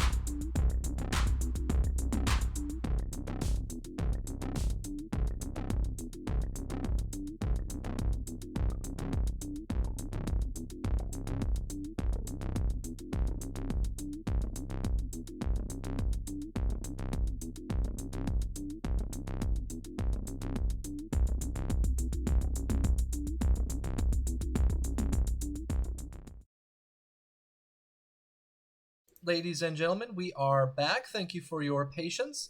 Remy actually looked into something for us. Really appreciate that. So go ahead and share with our audience about what you found, about what T-Bar was discussing earlier. Yeah, so on page 130 of the core rulebook, Chuggy was mentioning something about taking extra time to get a bonus to your roll. And it says here that if you set a time to do something, if you take 4 times as long to do it, you get a +1 to your skill check. And so on here, if our audience checks out page 130, the specific section he's talking about, it's just titled "Taking Extra Time," so that's a +1. There's also a table here for negative modifiers, and this is something for GMs to keep in mind, about all of the different negatives that can affect a task. But the GM also needs to keep in mind that many players are also carrying items that give them pluses. So for Mad Mags, if Mad Mags has the tech scanner working, that'll give a +2. Or if you have a medical bag, that's a +2. Or if Remy has a tech scanner, that's a +2. So there's tons of different ways you can modify the actual actions and the skill checks. And it's something that you need to keep in mind, not only as a player, but also as a GM. But thank you very much, Remy, for looking into that for us. So it's 4 times the time. Is a +1 to your bonus, and there are always item bonuses as well. So just for further clarification, with my roll to fix my car, if I had taken a month, I could have gotten a +1. For something like that, that's a week long, yes. Usually I know a lot of these kinds of things for skill checks, especially since, of course, most of our audience and probably most of our players came from D&D experience. Quote unquote, taking a 20 is the kind of term that this is based off of, and taking a 20 is when you spend an entire minute or 2 minutes instead of just 1 round to complete a task. When it comes to Cyberpunk, Cyberpunk uses 3-second rounds. So if you were to take that extra time, it would be 4 rounds, gives you a +1 to your check. If it's something like fixing something that takes a week, it would be kind of useless to spend an entire month fixing a car when your base success is already a 14, a +14. So it's just another thing to keep in mind. There's always different aspects of this. Instead of for the +1, try 4 if you have, since it takes a week, you could try 4 times to get that, as opposed to 1 +1 chance. Yeah. Or of course, you could always go on to Twitch and live stream your sessions and get +2s from the audience. That's always an option as well. That's worth 8 rounds. Ooh. Speaking of rules clarifications, yes. The pharmaceuticals, the total you can make is your full medicine tech skill, which is pharmaceuticals plus cryosystems. So Mags made 3 of the tranquilizers. Right, yeah, because you have a 1 in cryosystems, which grants you the cryo bag. Yep. Is that what it's called? Cryo bag? Well, it's the pump that matters. Pump. Right, yeah. And, not a full tank. Yeah, the cryo pump that we're discussing, for any people in the audience who are curious. A cryo pump is literally a sealable body bag with like a CO2 or an air pump attached to it that you can transport around. It's kind of interesting. Just remember, be careful, because I did once see a stream where a medic broke out their cryo pump in the middle of combat, and somebody shot the cryo pump and destroyed the cryo pump, and it cost them 1,000 eddies to replace it. So don't do that. Oh, I see a little bit of chat on our Roll20. Mentor name, Professor Tanner Williams. Handle, Doc Brown. Awesome. Great Scott.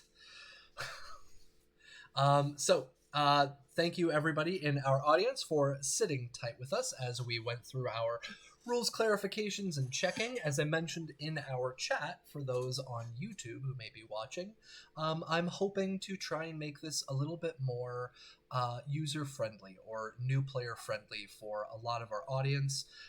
We have wonderful GMs with us, like GM Gomi. We have GM Robert Mulligan. We've had GM Reservoir Panda. And during a lot of these sessions, they just kind of roll through because the players and the GMs already know what's expected of them. For our campaign, at least for today's session, I want to try and give a little bit more background information for our audience. Just in case any viewers are upcoming GMs, I hope today's session has helped.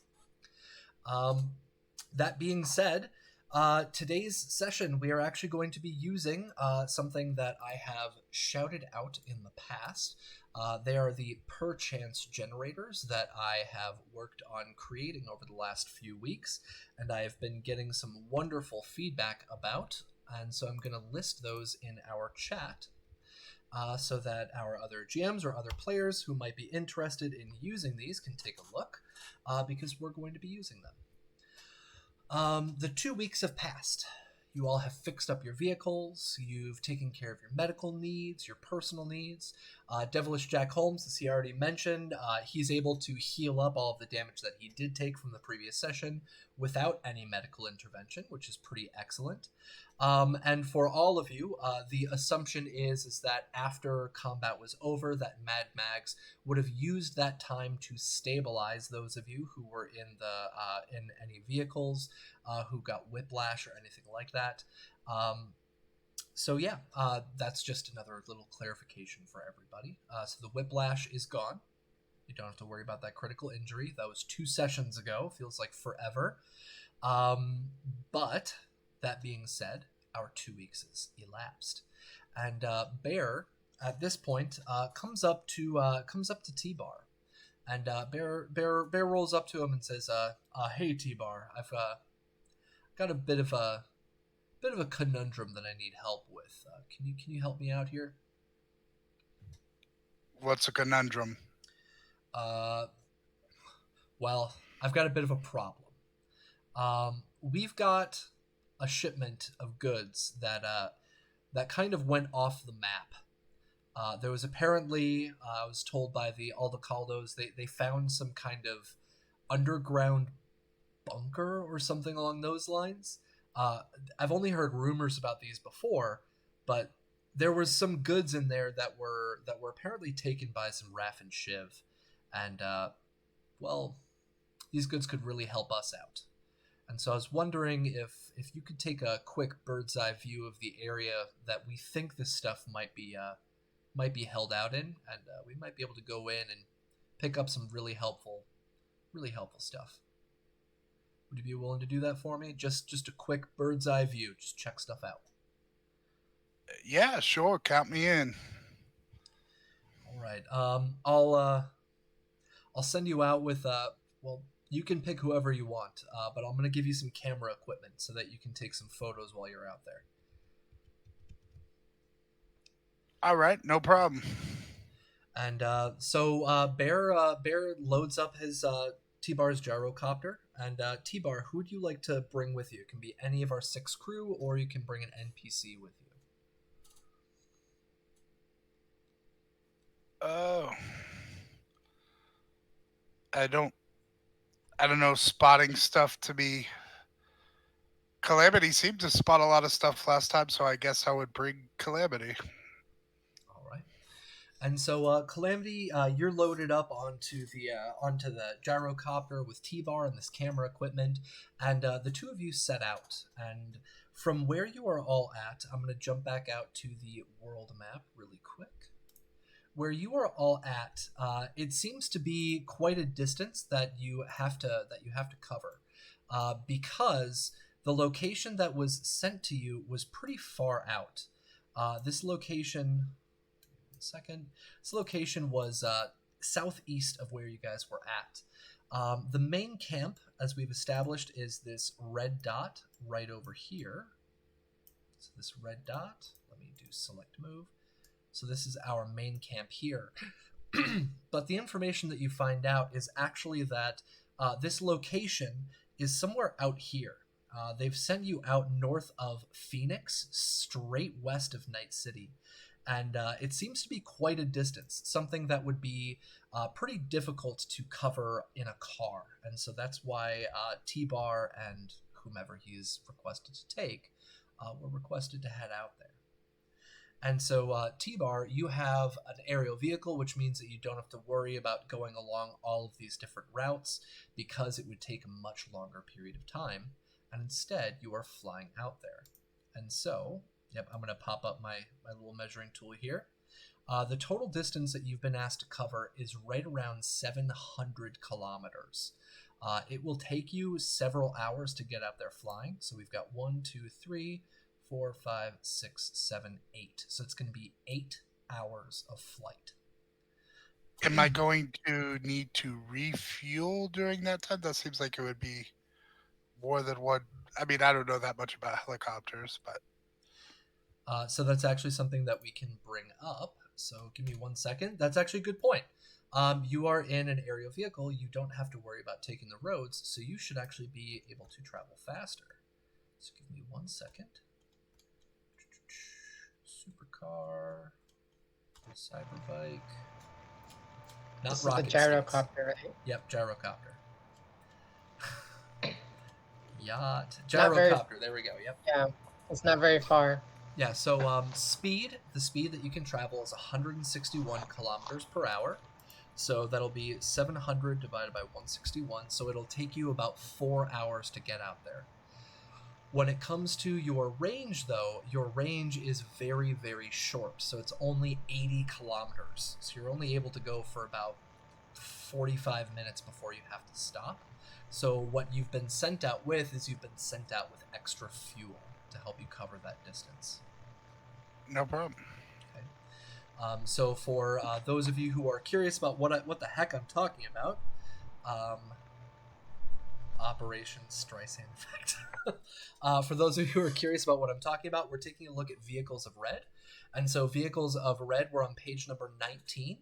One of the things that was put in the core rulebook is just the basics about each of the vehicles, but in the Vehicles of Red, we have chassis speed, vehicle type, combat speed, different types of engines, seating, storage capacity, range, SDP, SP, price, ability to find it in markets, as well as interface and a little description. So there's a lot of extra info in our Vehicles of Red. If you folks are interested in finding that, it's over on cyberpunkuncensored.com. Now, you are setting out, both you and Calamity. It takes you about 4.5, maybe 5 hours to get out this distance. And as you are traveling this distance, you are finding... hold on 1 second. You find... the coordinates that they have sent are quite a bit off the beaten path. It's on a small side road just north of the main road. And what you see as you cross this distance is this.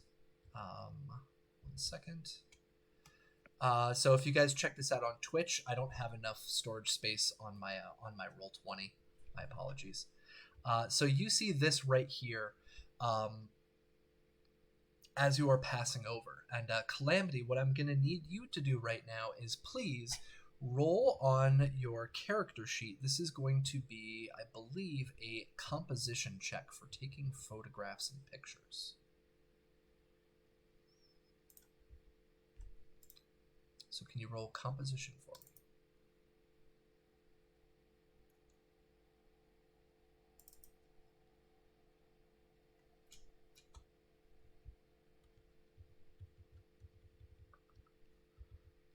Second, sorry, our Roll20 feed is not showing up on our Twitch right now, so I have to switch tabs.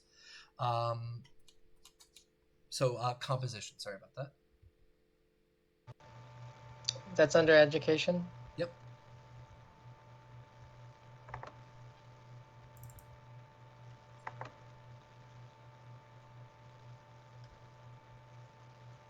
So education skills, and this is under composition. So composition is used for writing, photographing, all of that fun stuff.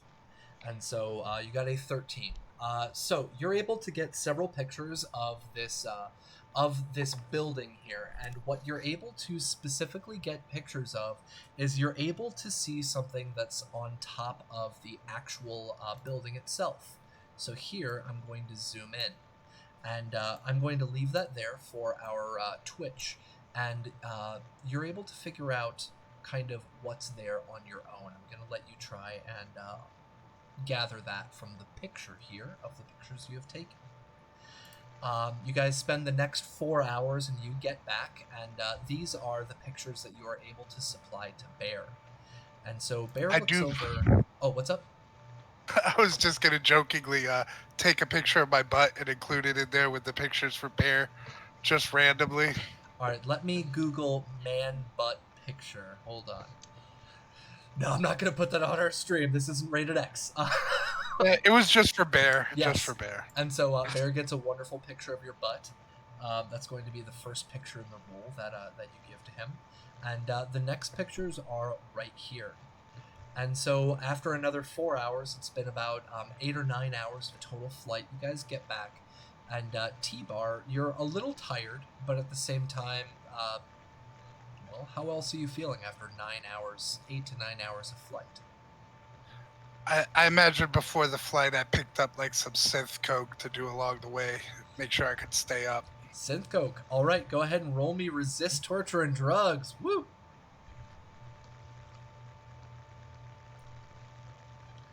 Let's see if we've got a new addict on our hands.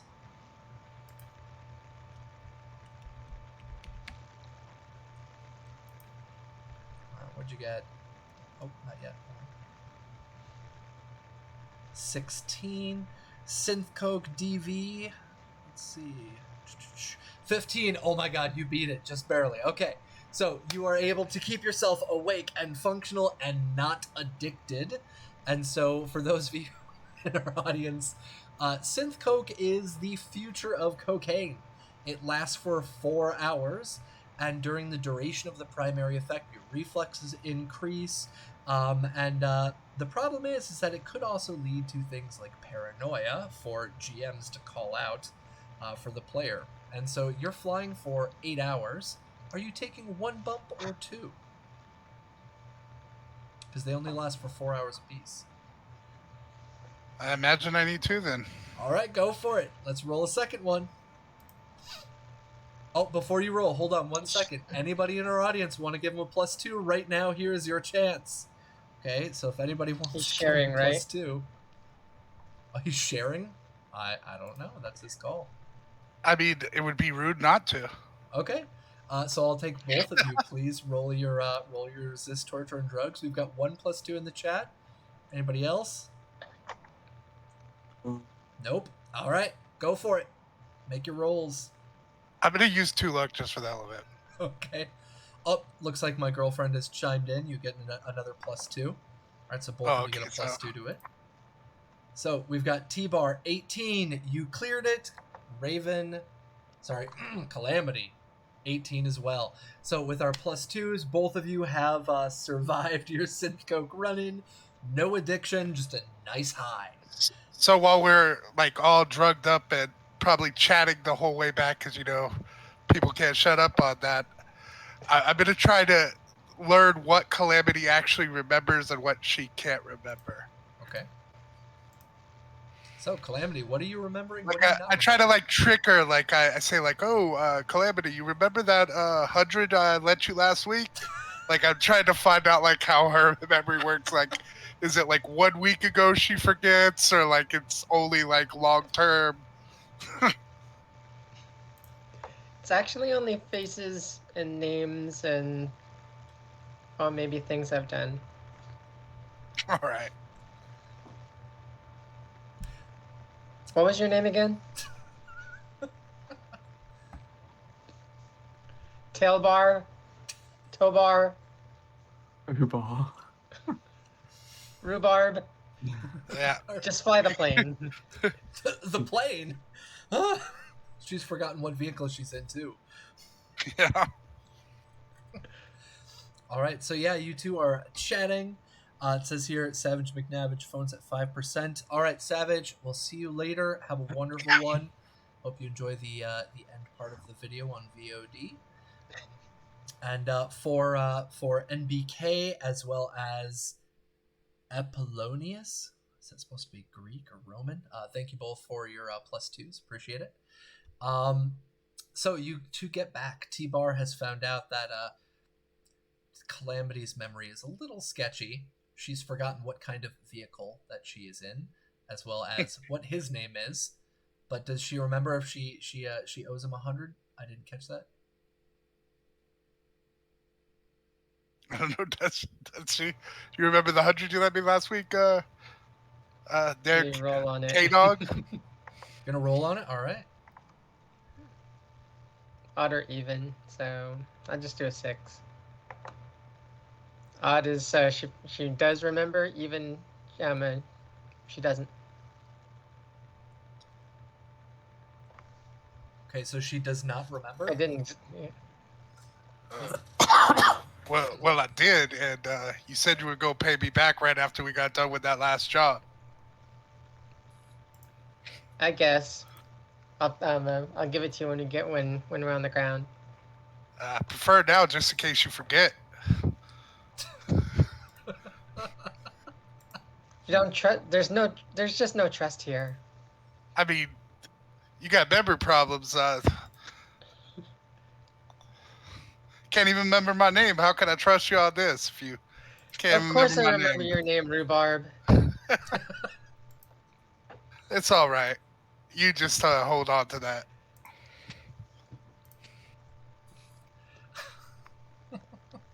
Here. T-Bar. No, I can't accept it. It's a present. You just owe me in the future. All right. I'll remember to shoot whoever you need me to shoot. Is that a fair trade? Just give her a thumbs up and pass the bag back over like you want another one. Another bump. I'm good. Shut up, Cortez. I know we. All right, T-Bar, you have heard You her didn't- now you didn't mention hear that. Cortez. You know, I like the song of Jack's a lot better on drugs. I guess you really could need that to bring it out. Shut up, Cortez. I don't need you letting him know that. Oh, I'm Cortez. All right. No. She's not. I'm not talking to you. Just fly the plane. All right. Still think she's in the plane. Got it. I just keep going. All right, this lady's crazy. All right, so I was able to very slowly get this loaded up on Roll20. Sorry for those of you who have had to wait or deal with the interface showing me doing this as well. I'm moving our players over to here now, and I will leave this up on our Twitch. So here we've got our photo, and the two of you get back, and you both unload yourselves, and you're both a little twitchy, but not too bad. Luckily, no addiction. But both of you are coming down from the end of that high, and you give these photos over to Bear. And Bear takes a look at them and brings over those that would have been in the helicopter, so T-Bar and Calamity. And he says over to both of you, he's like, all right, now these photos here, is there anything here that you were noticing? Anything look odd to you? I think I got a mole there. I never saw that before. And he looks over back at the slides. He sees your butt. He's like, oh man, oh, not again, T-Bar. Change the photograph. I'm talking about the building. I'll take disgusting. it off. I don't want no moles up in my face. Goodness gracious. And he looks over at T-Bar and just kind of eyes him. He's just like, and so he goes back to the photos and says, is there anything that you noticed while you were flying over? And so when it comes to our players here, what do you see on the photo for T-Bar and Calamity? It looks like there's 2, maybe 3 entrances. Okay. This thing, I don't know. It won't let me peek. Is that Okay. thing up there? Is that like a trap door? That's what it kind of looks like to me. Sorry, not T-Bar. Bear leans in. He's like, yeah, I think that's what we need to get. So the place I asked you guys to fly out to, it's an old abandoned diner off of one of the major routes, and we got some info that the Raff and Shiv, they're using this place as like a stop off point, and they were hiding this stuff. I'm not sure if it's like underground or if it's in the building itself. But the reason I sent you over there was to take a look. Did you see any people there? I don't see any folks here. So I guess I forgot to ask before. Did we see any signs of people, like vehicles or anything outside of it? For both of you, go ahead and roll perception checks for me. Let's see if you recall that. Ooh, critical success. So we got a 20. 1 sec. Perception. Mm-hmm.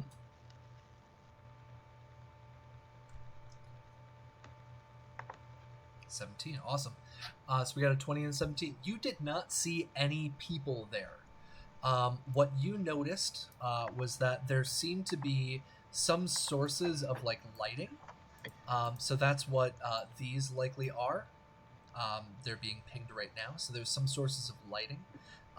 There was a vehicle that was out in front of the building, but it was not looking to be in operable order. It was kind of smoked out and destroyed.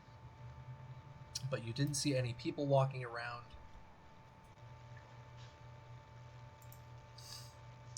So Bear asks again. He's like, "So did you see any folks there?" Or No foot traffic, no sign of it. Didn't see anybody. all right. Well, what I'd like you to do, it's going to be another extraction. I know these are kind of monotonous, but we need these supplies. After what happened with the last move, I mean, we had to do 2 moves in the same week. We don't really do that. And so a lot of the folks here are pretty exhausted. We had to go through some of our extra food rations, and stuff's getting a little tight. But the Aldecados told us that there was liquor there, there was food, there was some robots apparently. I don't know, something about cleaning bots. I'm not sure. But we need to get our hands on this, and well, of course, fuck the Raff and Shiv. But we need to take care of our own. So I need you guys to head on out and see what you can get. I know it's a little bit of a distance away. That's why I had you scout this kind of stuff out ahead of time, because, you know, T-Bar, that's one of your expertise. But we need to get this stuff picked up. So, what kind of team are we looking at for something like this? What kind of shipment? What kind of size you think this gyrocopter ain't gonna bring very much back, especially with all the extra fuel? I'm not exactly sure, because we don't know what to expect there. That's why I had you go out, but I don't see. And he looks a little bit closer on the photo. He's like, I don't see any goods out in the open. Definitely, if they've got fires or something going on, then you're probably going to need some kind of backup. I don't know if this stuff is being stored inside the building or if it's underground, or maybe it could even be those graves in the back. I've got no clue. It's the Raff and Shiv. These guys are bastards. So I need folks that I can trust and rely on. That's part of the reason I sent you out in the first place. You've been with us for, well, long enough for me to trust you now. And I'm going to need somebody to go out there and pick this stuff up. I know your gyrocopter can't pick anything up really all that well, as you said about like all the extra fuel. So I'm going to task you with figuring out who to bring. All right. If you need any help, let me know. Otherwise, I'm going to put this in your hands for right now. All right. I'll get it done. I'll try to get on this right away. All right. Thanks, T-Bar. And don't forget, we're all family, so whatever you find there, it's for everybody, but you are the one who's going to be picking it up, so you can take a little bit of an extra cut if you need it. I'm kind of offended you said that. Like, of course I wouldn't take anything that don't belong to me. No, I said you can take a little bit of an extra cut for going out there Oh. right away. I mean, of course, never mind. Yeah, thank you. No problem. Let me know what's going on when you're all done, and I'll make sure to check out with you guys before you head out. And he pats your back and he's like, "I'll see you in a little bit." And he walks off and starts working with some other folks. So this is where I'm going to leave it in your guys' hands. So what are you going to be doing? Do you have any questions about the photograph or the trip? And what exactly do you want or need to prepare?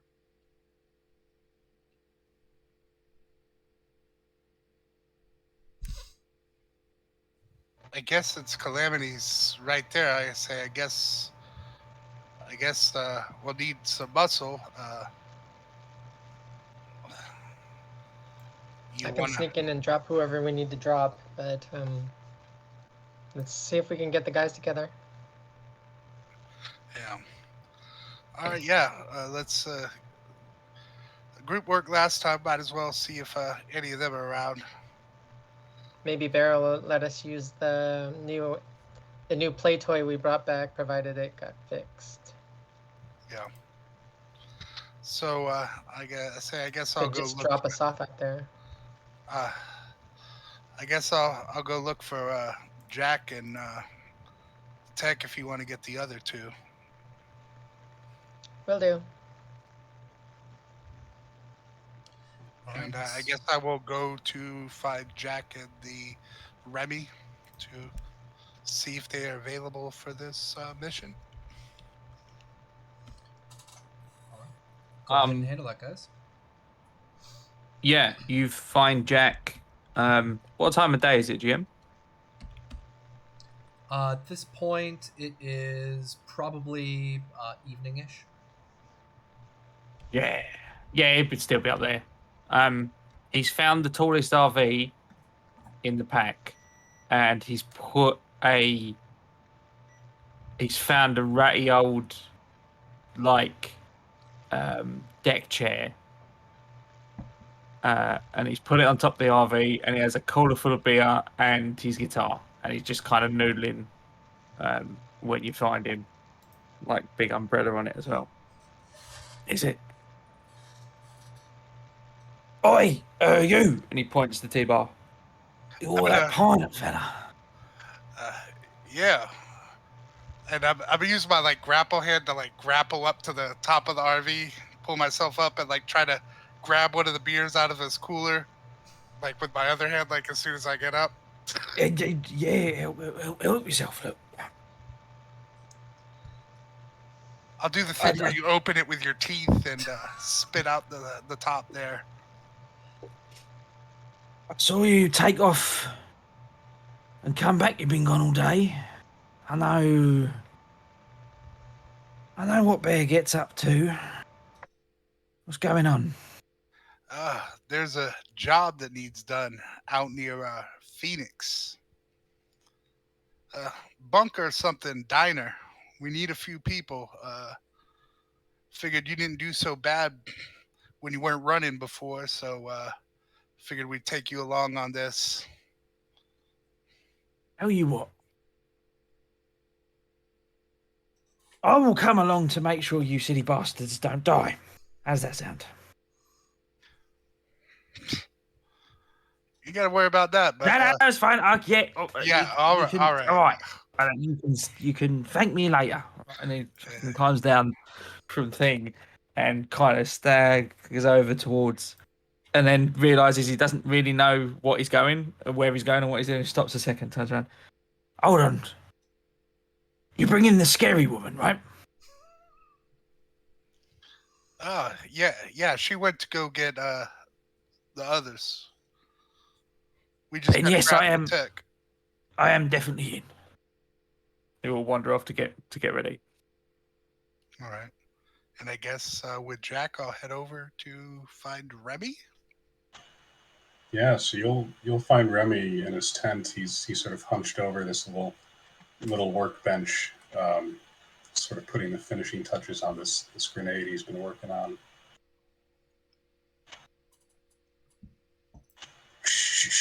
Kind of. Up.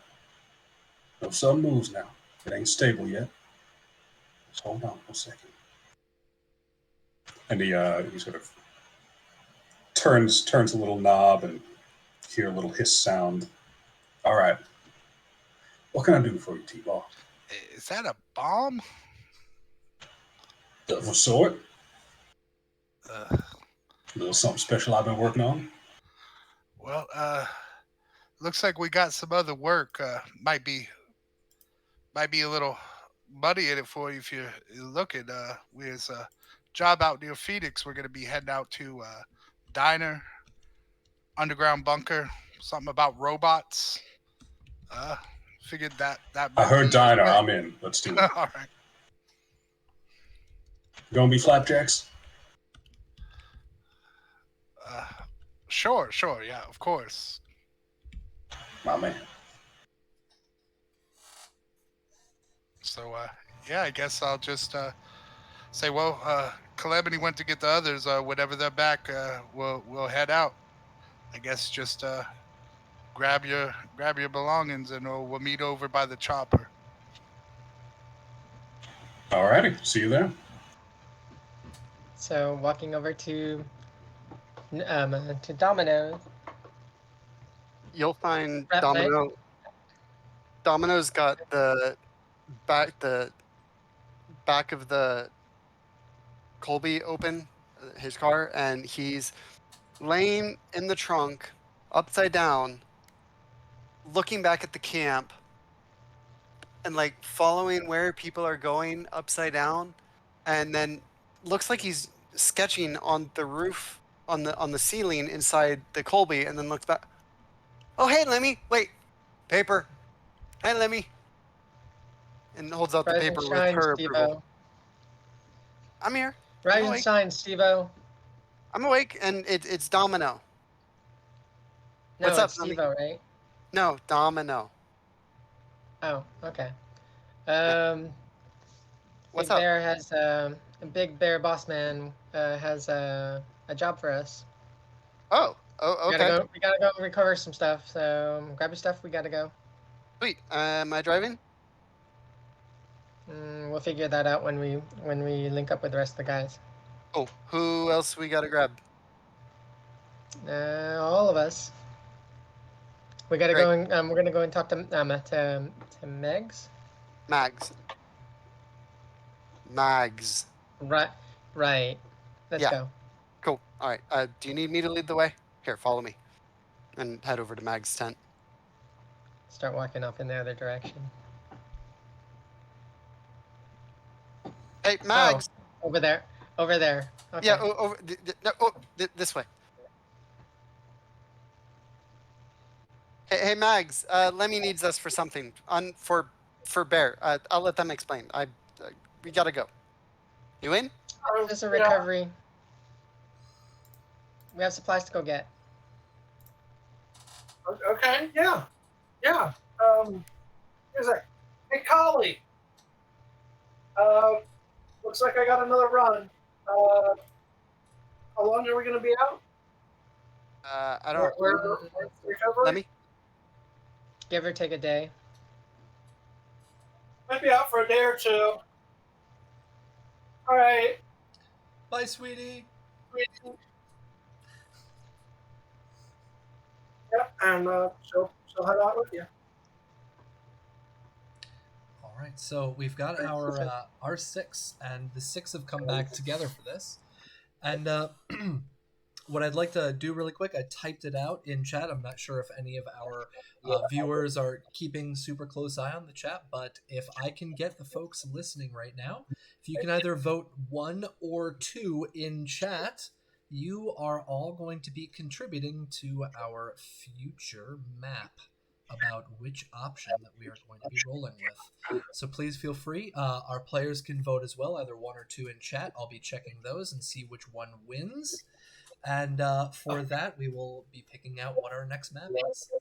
And apparently, even though it's not a diner, you can't pick pie.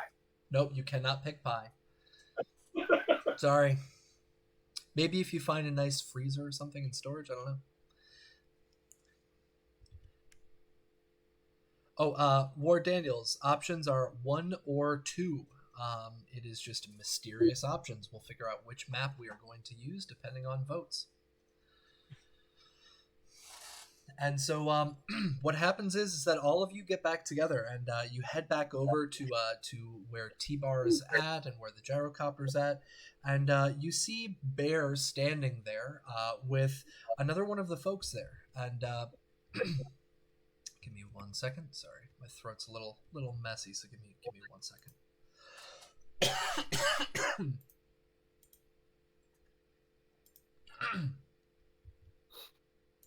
There we go. Sorry about that. So you get on over and you see Bear there with Delaney, and Delaney is usually just called Hardy because Delaney often has a very hearty expression about them. Pretty tall, bun on top of her head, hair glowing turquoise, eyes are very light blue.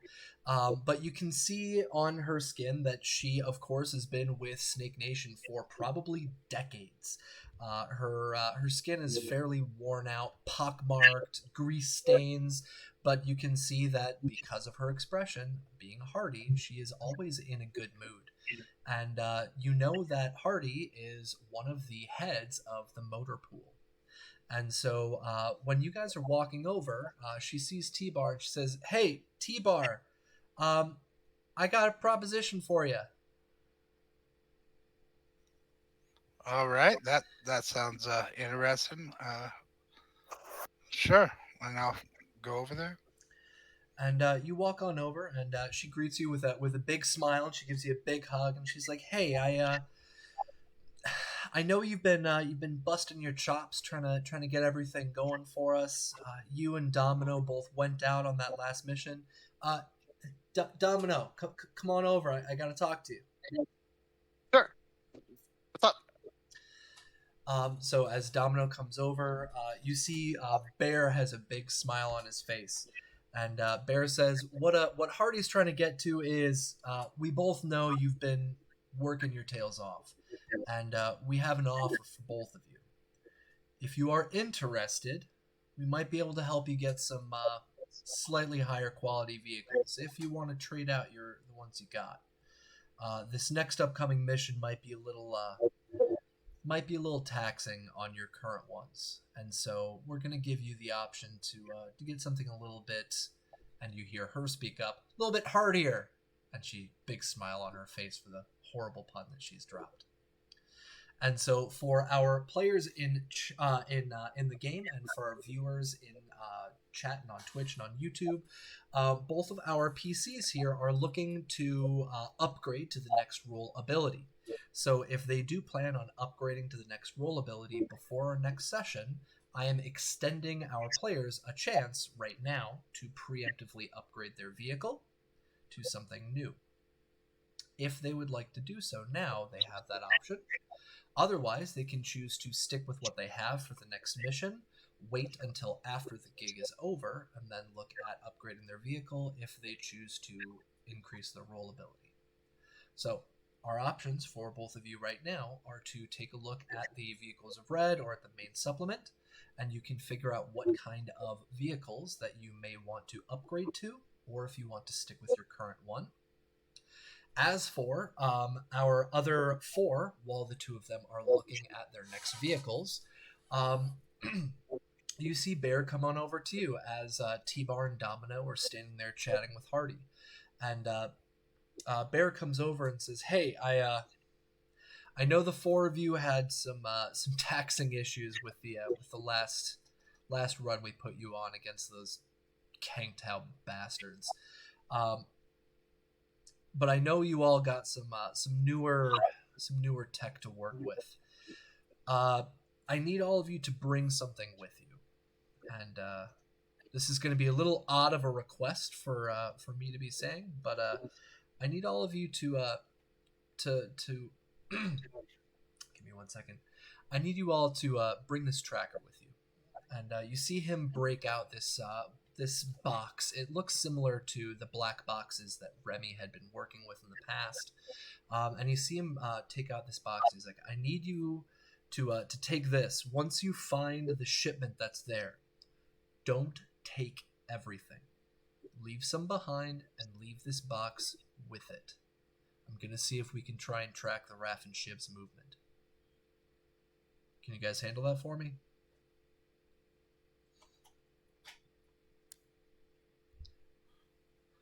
Yeah. Oh, Sure. T-Bar, you're with Hardy. Oh, I'm sorry, I misunderstood. Yeah, chatting with Jack, Calamity, Remy, and Max. No, my bad. Sorry. Yeah, hey, no problem. Jack will take the tracker. So Yes. yeah, he hands it over. Go ahead. He's kind of pockets it. You can see the cogs turning. You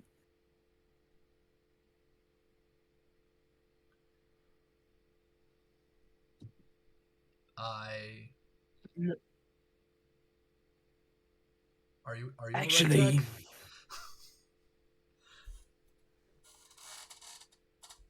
Bear. It's fair to say I know you pretty well, right? Well, I mean, I've known you for what, 20, 30, 50, 80 years? I don't know at this point. But yeah.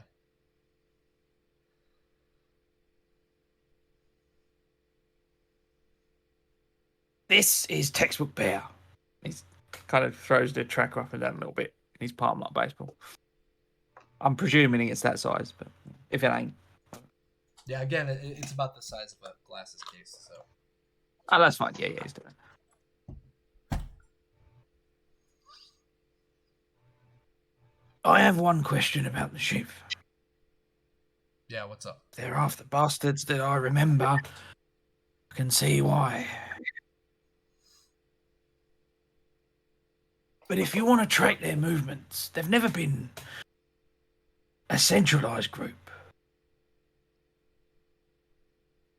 No, they're not centralized. They're pretty scattered. So why would tracking some stragglers be of any use to you, or do you anticipate someone more important there? So, the word that we got from the Aldecaldos was there was a bunker outside of Phoenix. Inside that bunker, they had some pretty solid tech. The folks that stopped there grabbed the tech, grabbed the food, and they bolted. Well, they got hit by the Raff and Shiv as they were leaving, so they couldn't bring everything, which means that some pretty good stuff is probably left behind. My hope is that since we heard that this stuff's being stored, is that it's only being stored short term for somebody bigger up that chewing order to come and pick up the stuff that's left. That's why I want you guys to hit it before they pick up the shipment, because this was only a day ago, 2 days ago. I want you guys to pick up that shipment before they get to it, and hopefully they bring it back to one of their camps, and we can be preemptive this time instead of reactive like last time on the road. All right, no complaints from me, mate. So it's probably best to leave at least something of value in addition to some scraps. Yeah, I'm guessing. I really don't know. I don't know what you're going to find there, but I'm guessing that there's going to be probably more than just 2 vehicles can haul. That's why I'm only asking for 2 vehicles to go. It's because I don't want you to bring everything back. If they've got some guns, just take half of them, 3/4 of them. Leave some behind. If they've got meds there, I know mags, leave some of the meds. If they've got food there, leave some of the food. Leave behind some scraps so that they know something happened, or better yet, maybe they'll think that the scavvers that picked the stuff up in the first place tried skimming some of it off for themselves, and those bastards will get punished. Could be anything. But I just want to be able to track their movements. I want to see, are there any camps on the way over? Because, I mean, a lot of our shipments, they head out east. I know the Aldecaldos, they've got most of the major highways. We're the ones usually stuck on the back roads. So we got to find out if there are any camps that we might run across. It's always preventative cautions.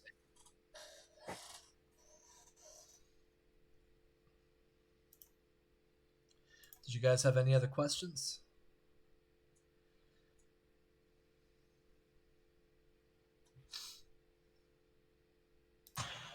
None at all. All right. I'm good. Well, I'm going to go talk with T-Bar, Domino, and Hardy, see if they've chosen any other vehicles, try and get them set up, and I'm going to have all of you head out in the morning, first thing. It's a bit of a hike there. I know T-Bar, when he was flying out there, it was almost 5 hours one way. Well, you guys are going to be following the road probably, so could be upwards of 8-9 hours one way. So get some good rest tonight. Jack, stop drinking. I can smell it on your breath. Get some good rest. Don't blame other people. I'm just saying, get some good rest. Sleep off what you got. And then in the morning, I'm going to have all of you head out with them. All right? All I'm saying is, I know a sink folk binge when I see one. And he sort of points towards T-Bar and Calamity before walking off. Try to shift the blame. Jack. Have a good night, guys. See you in the morning. Boss man, before you go, Yeah. can I stock up some on ammo? I just want to make sure I have it. I'm topped up. Yeah. Make sure to check out with our supplies before you head out in the morning. Count up what you got tonight, organize what you have, and then in the morning, stop by them. They're already done for the night. Oh, there. Thank you. No problem. Have a good night, folks. I'll see you all later. And he walks over to T-Bar and Domino. And Hardy there with T-Bar and Domino. Hardy's ready to take the requests. And Hardy's there. She just says, "Hey, is there anything you guys have in mind? We can get it ready by the morning.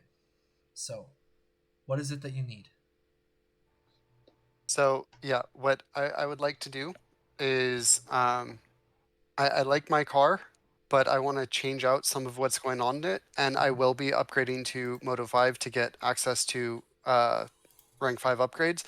What I would like to do is get rid of the communication center, but keep the seating upgrade and the smuggling upgrade, and then add the stage 3 professional safety harness for all seats and the off-road suspension for driving off-road.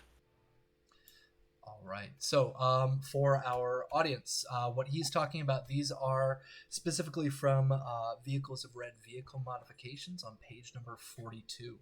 So, the professional safety harness is a Nomad rank 5 upgrade. It installed 6-point professional safety harnesses for all vehicles, which means that if he gets into any accidents, anybody who is belted and in their seat will not receive the whiplash critical injury. It's a big upgrade, and that's why it's in there for rank 5. What was the second upgrade you were talking about? And so for the second upgrade is I would be swapping the communication center for the off-road suspension so that I can drive off-road without penalties or damage to my car. Awesome. And so this one is on page number 41 for anybody following along. This is the off-road suspension, of course, up at the top. It's a rank 1 upgrade, and it decreases all off-road penalties to 0 and reduces any incoming damage if somebody was driving in an off-road area. Okay, so on your vehicle sheet, which you have filled out, I'm presuming, go ahead and make those changes. I'll give you the okay to do that.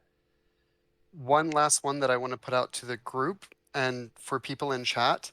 I currently have a smuggling upgrade, and I would be willing to drop that to armor my vehicle but I also like the idea of being able to smuggle stuff in concealed compartments.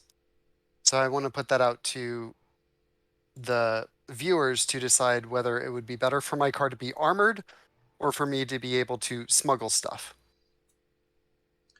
All right, and with that, Hardy looks over at you and she's like, "Yeah, that sounds good. Go talk to them over there. You can see that there's already techs over by your vehicle. Go talk to them over there and set everything out, and I'll make sure everything's checked out before morning. I just woke up, so I'm up all night to take care of this for you guys.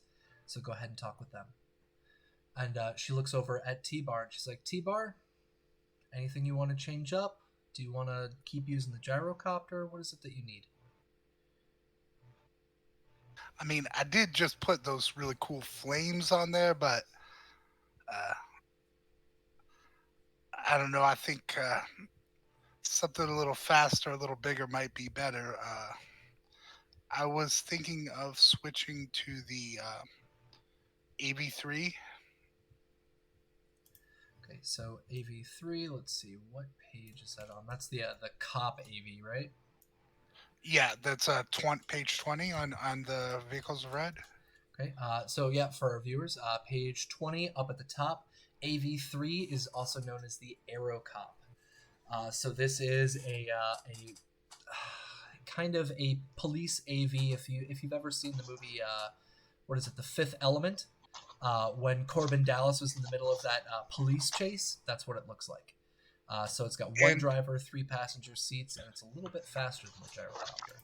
I had never used most of my upgrade slots, so I was hoping to upgrade that, but I didn't have direct answers to give you right now on exactly how I wanted to do it. But mainly I wanted to add armor and see if I could add a weapon, and I don't care about any safety stuff. I'm never going to crash, so. Of course not. No. All right. Yeah. Go ahead and add that stuff in onto your vehicle sheet. If you have any questions or anything about the other upgrades, you can always feel free to contact me outside of session, and we can get that hashed out. Yeah, I'll get them to you pretty quickly. I just want to read up what exactly my options Yeah, no are. worries. All right. So Hardy looks over you. She's like, "All right, that sounds good. Trying to get you something a little upgraded. I know the gyrocopter isn't really your style after the jets you used to fly with, so let's go get you set." And she walks with you back over towards the motor pool. All right. And, yes. One thing I got to get out of the chopper before I trade it in, and I go in there and grab my little stash, my synth coke I take for my long range flights, and pocket it and go back. Sounds good. And so for our players as well as for our audience, this is all from our Vehicles of Red. There's tons and tons of customizations in there. So if it takes you a little bit to figure out what you want, T-Bar, go for it. Take your time. And for all of our players, it is nighttime, and so T-Bar, you work with them to get your vehicle set up. Domino, you go over and talk with the other mechanics, and you get the changes that you need done. Calamity, Remy, Mags, and Jack, you all head over to bed, and night progresses, and we have our sundown. The next morning rolls around, and T-Bar's vehicle is ready for him. And so the vehicle he has is quite literally what used to be the standard for police vehicles back in 2020. The vehicle's kind of old. It's a little worn down, but it still runs, still functions perfectly. The paint on it is a little bit worn down, unless later on he wants to invest in repainting it. And the police that was painted on the side of it has been replaced already, and it says Snake Nation on the side. Clearly, this vehicle at some point in time was either jacked from the cops or was found from a dump, one of those two, and it has been reappropriated by Snake Nation to work for its nomads. Domino, your vehicle, you have your upgrades. When you come out, have you chosen armor plating or keeping the storage?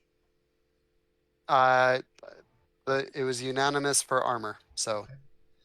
And is this going to be the metal slats or the armor plating from Core?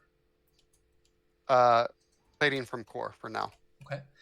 So when you get back out, you see that the structure of the actual vehicle has been plated. It's a little bit more heavy duty, and it can definitely take a few more rounds than in the past. The car itself is, of course, in the same kind of condition as before, just slightly upgraded for you. Now, In good condition. oh, what's up?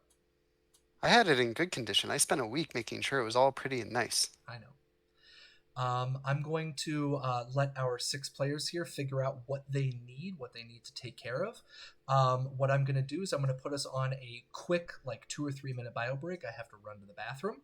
I'm going to let our players figure this out, and then we will come back and jump into the tail end of our session.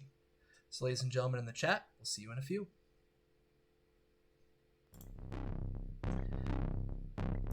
All right, you guys are muted.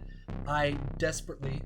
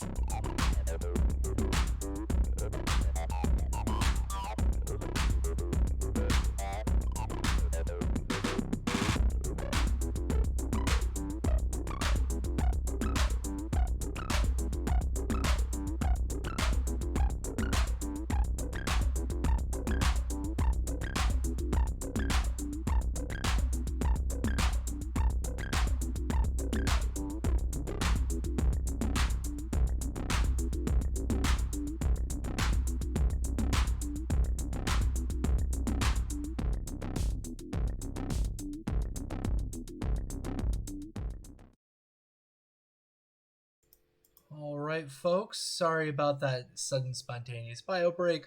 My bad. I'm a coffee fiend. Yeah. Enough said. We are back though. We have all of our players all set. Their characters are all set. Mad Mags as well as Calamity have both reached out to get some ammo that following morning to prepare themselves. Remy is able to quickly patch up Jack Holmes's armor jack, and as you folks can see from our roll 20, they got a 33 to do a repair. So as I was mentioning to them, if this was D&D, I'd say that would be like a +1, but sadly upgrade rolls are a totally separate roll for Cyberpunk, so it's just a regular repair, but it looks really damn good. So Jack, it's a little bit more comfortable now. It's a little bit better. Yeah. Yeah. Jack sort of changed his outfit as reflected by my own dress here if you're watching on Twitch. He's now wearing like some sort of road worn jeans. He's still got his snakeskin boots on. And the armor jack is on a bare chest, and then he's got like just a red short sleeved like red flower print shirt on like over the top of the armor jack, and it's just open at the chest, look like loose. Yeah. Just a quick visual for you. Awesome, thank you. And the next morning has now rolled around. We have everybody fed and taken care of. They've gotten their supplies. T-Bar has gotten to his upgraded Aero Cop AV3. Domino has his vehicle fixed up. He's got the armor plating welded on there to make him a little bit better protected. They take out the smuggling because of the weight issues. And as we can actually see a little bit in chat, Ward Daniels brought up actually a very interesting one on there, is that with the Vehicles of Red, we also have a roll cage. The roll cage is a pretty helpful addition if you folks are interested in that. But we've got a set team. They are ready to roll. And so what we are going to be doing now is we are picking back up that morning. Everybody is all set, and Bear comes out and he thanks all of you. He's like, "Hey, everybody! I know this is pretty short notice, and my apologies about that. But T-Bar, Domino, I hope you got your stuff taken care of. Calamity, I know you already went over and grabbed some new ammo. Same thing for you, Mags. And when you all get back, depending on what you've all got, we might be able to have a nice big celebration in all of your honor." And Jack, the radio tower, we're working on an upgrade right now, so I'll keep you posted. We might even be able to get that up and running by the time you get back. No one, fair thanks. And Domino out there, please stay safe. You're gonna be down the road. I know T-Bar doesn't have to deal with the same issues, but it's quite a long drive out there. And go ahead. If you can see, I now my car's now armored, and I put the safety harnesses in so that we can be a little bit better, and I can apparently go off road now. So yeah, I'll still try to be better, but at least now my baby's also better too. Okay. Oh yeah, just be safe. Try your best not to run into any automatic gunfire. That was not the wisest decision you've ever made, but just be careful. But Osprey, I will. I know Osprey. Again, benefit cost. It seemed right. So, and I repaired it all. Yeah. Well, T-Bar doesn't have his little gyrocopter anymore, but I know he also got his fixed up, and we're gonna keep that one in rotation. Hardy really likes the sick paint job on there, so she's actually using that herself right now. She's out for a little fly. And I will see all of you in a couple hours. I've pinged out the location to both of your agents, so you guys can follow that on there. And I'll see you all when you get back. And T-Bar walks away, and as I can see on here, somebody's already measuring out. That's why I jumped back over here to our roll 20. Somebody's measuring on here, and we can see with our measuring tool where our camp is at right now. Where was it? It was this one over here. So they're trying to get out to this space here, and it's north of Phoenix, east of Las Vegas. Trying to get out here to this space, it is 700 kilometers. Oh, yep, somebody dropped a space. Thank you. 700 kilometers to get out there. When it comes to the overhead flight as an AV, you're able to literally fly without roads, which is always a plus. But one of the problems with using an AV is the fact that I believe you have more limited range than a ground vehicle does. So let me pull that up real quick. So AV3, oh, you have a range of 800 kilometers, so you should be able to get out there on one tank of fuel without any issues. As for the car, yours is based off of the stats for a regular ground vehicle. You have 643 kilometers, so you need to bring some fuel, but it should be no major issue. Now you have done the goodness gracious, the off-road upgrade. The problem is that if you went straight off-road, you'd be running into mountains right here. This is a mountain range right here. So you will have to head south and then head east. So let's... Okay. How do you do multiple measuring points? I don't know how Like to do where... that on here. Right click to change direction. Yep. Like I'm doing with those dots? Yeah, how do you do Yep. that? You hit Right Q. click. Q? Oh, Q. Right click on Q. Yeah. And you hold it. I just do right Oh, click. there we go. Well, Okay. Q. For me, it's Q left click, but okay, cool. Yeah, it's Q or right click, but it's while you're doing the regular left click drags.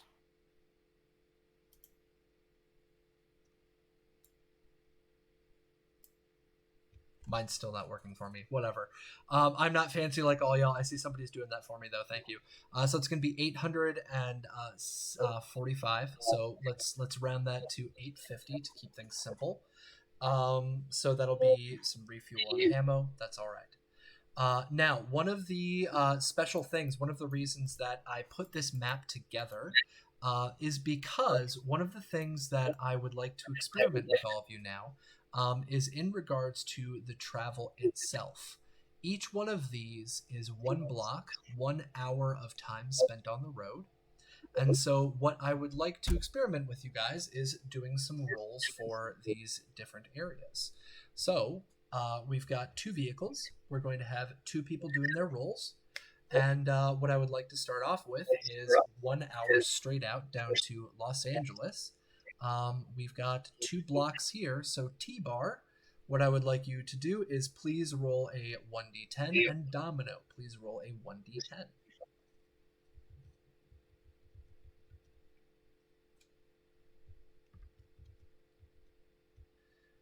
Okay, so T-Bar got a 5. Domino? A 7. Okay, T-Bar, what is your luck? 6. 6. All right, so you are lucky. Domino, what is your luck? 4. 4. So unlucky. So both of those come together. That is a nullified event. So you did not run into any issues during that first little leg there, going from the camp down to Los Angeles. So good job. You are safe. Next step is we are going to be heading out towards our location here. So we're going to be passing 1, 2, 3, 4, 5, 6, 7, 8. So this is going to be somewhere where I need to streamline things a little bit so we don't have to do it for every single one. T-Bar, what I'd like you to do right now is please roll 4d10. Domino, please roll 4d10.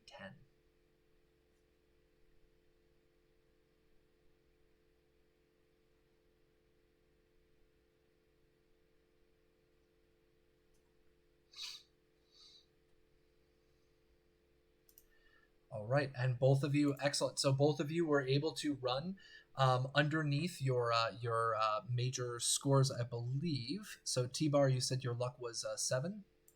6. 6. Oh, so T-Bar, you are unlucky for that. You rolled over. And Domino, yours was what again? 4. 16. So again, we have one unlucky, one lucky, and so we get a cancellation there. There is no major event on the road. Okay, so your travel here was uneventful, very luckily. Next time around for our following session, what I'm going to try to do is try and get some encounters set up.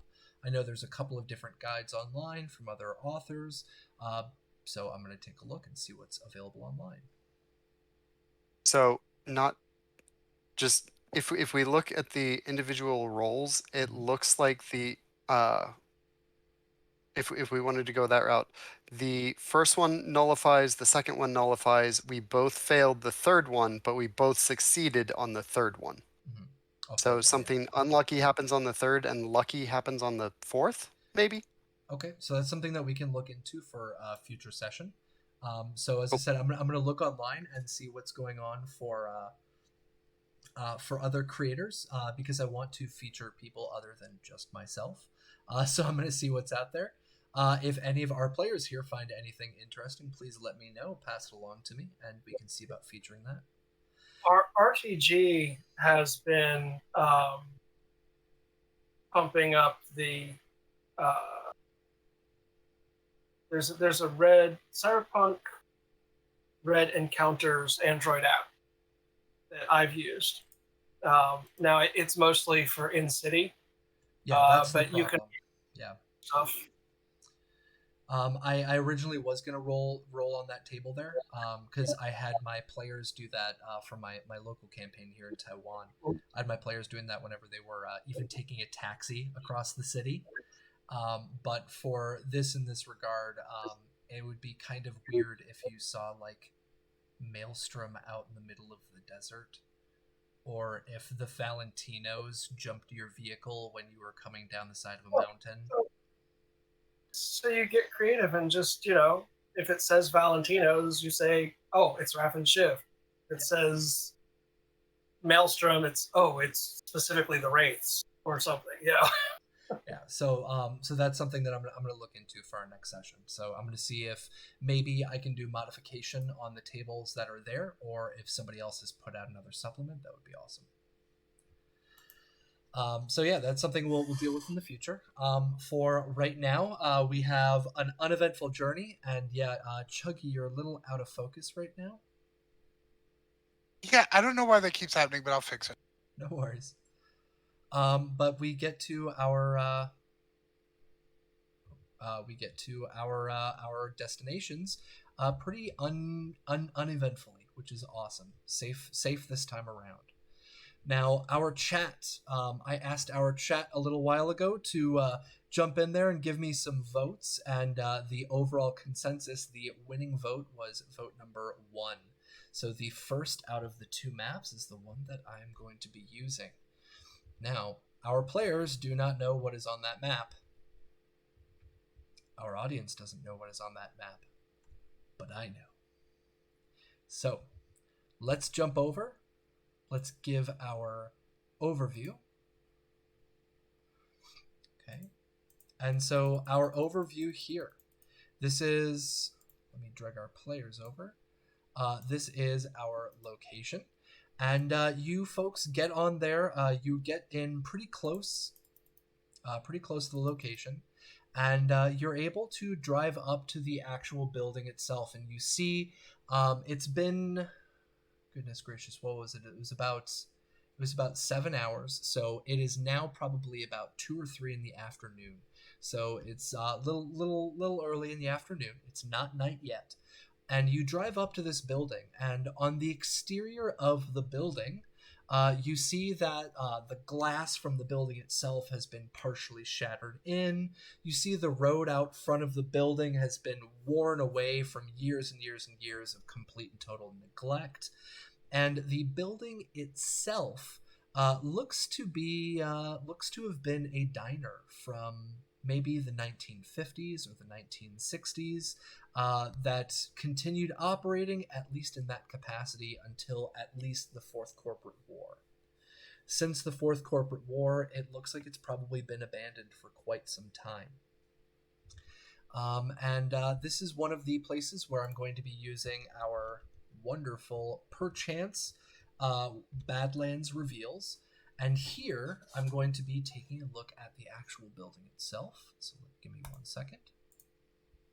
Hey, Chad. This building looks like it might even be older than you. Yes. When you get You beat there, me to that, pal. when you get there, you see that there are several different entrances. And out of the several entrances that are visible from the outside, you, of course, as you are driving up, you can see the northern entrance up here and the southern entrance down here. But you see that both of them are inaccessible. They're both blocked up. The back doorway is completely open, so the back door is open, but there's been stuff piled up in front of it. The windows themselves have been broken out, but they seem to be covered up with benches or wood or other boxes or crates, and every single one of the windows is completely and totally obscured. You cannot see inside of the building. On the outside of the building, you can see that there's some scattered debris along the ground. There's some weird smears that you can see that are coming up through that entrance, the main entrance. And there also seems to be some decomposed remains in this vehicle that's outside the front. So that vehicle has been there for what could be easily assumed many, many years. And there's some decomposed remains sitting in the driver and the passenger seat. So let's get our character tokens up on the Roll20. The front of the building or the back? That is your guys' call. I'm just going to drag your tokens out, and you can choose where you want to be. Do you want to drive to the front or drive to the back? I would have... Okay, so here's your car. You can station that wherever you'd like. And your new not yet. I can't. You have to give me permission. Oh, sorry. I'm still learning Roll20. My mistake. No worries. So this is going to be Domino's car, controlled by anybody. Save settings. All right, and we now have our AV here. Should also have 4 spots. So let's expand this out. Okay. Let's go to our edit. This is going to be T-bars, AV, controlled by all players. There we go. T-bar, you can control that. And from here, you folks can choose. Do you want to be in the front? Do you want to be in the back? Where are people going to be situated in the vehicles? What vehicles are you in? So make your choices right now. Drag your tokens on. Domino's vehicle is not wide enough for 2 o'clock. Domino's. Oh, sorry, that's my mistake. Sorry. Can I land right on top of the building? You can if you would like.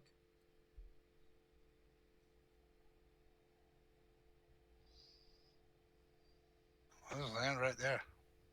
So we didn't cover, but when we all got in the car and got on the road, Jack would have heard his song, and Domino would have quickly changed the radio, like turned the radio off. This is getting He saucy. notices, but he notices, but he doesn't say anything. Yeah, so who is in what vehicle? Who's driving with Domino? Who's flying with T-Bar? T-Bar's vehicle has 3 passenger spots. Domino's vehicle has, I believe, 5 passenger spots. Yes. So who is in I'm what with vehicle? T-Bar, but I can't place my token. Again? Goodness. Let's see. It's select move, right? Or No, all you need to do is if you click on the little person if you click on the Yeah. thing to the right of chat, and then left click and hold Calamity's name and just drag it onto the map, and then let Oh. it go, it'll appear. No, I just dropped one for Like you. I just did. Okay. Hey, there there you might go. be- Yeah. Okay.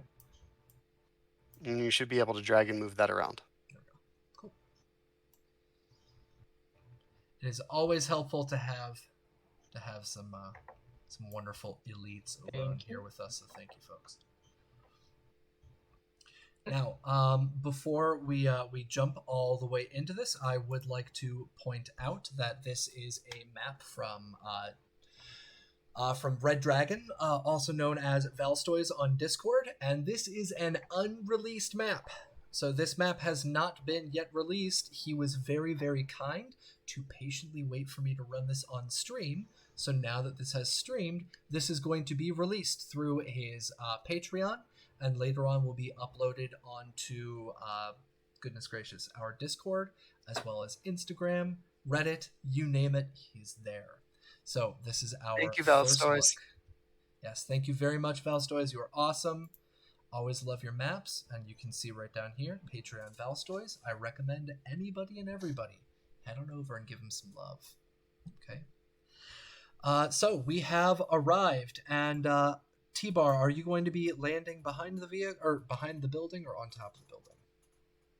After thinking about it, landing on top might be too loud. I don't want to alert anyone inside the building, so And might not be structurally sound. that too. Okay. Even though that would actually be cool to just Kool-Aid Man inside the building, just break through the roof and be in there. Okay. So yeah, you land in the back, and I see Domino. Domino has rounded around that little rock outcropping, and you are parking in the back as well.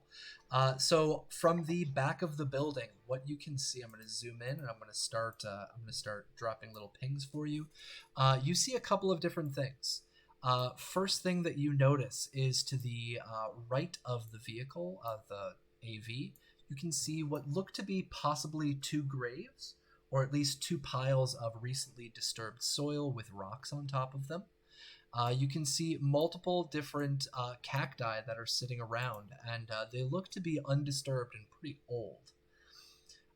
The building itself, you can see that there's one entrance directly in the back that has some stairs that lead into the back door of the building, and you also see what looks to be a fenced or a gated area.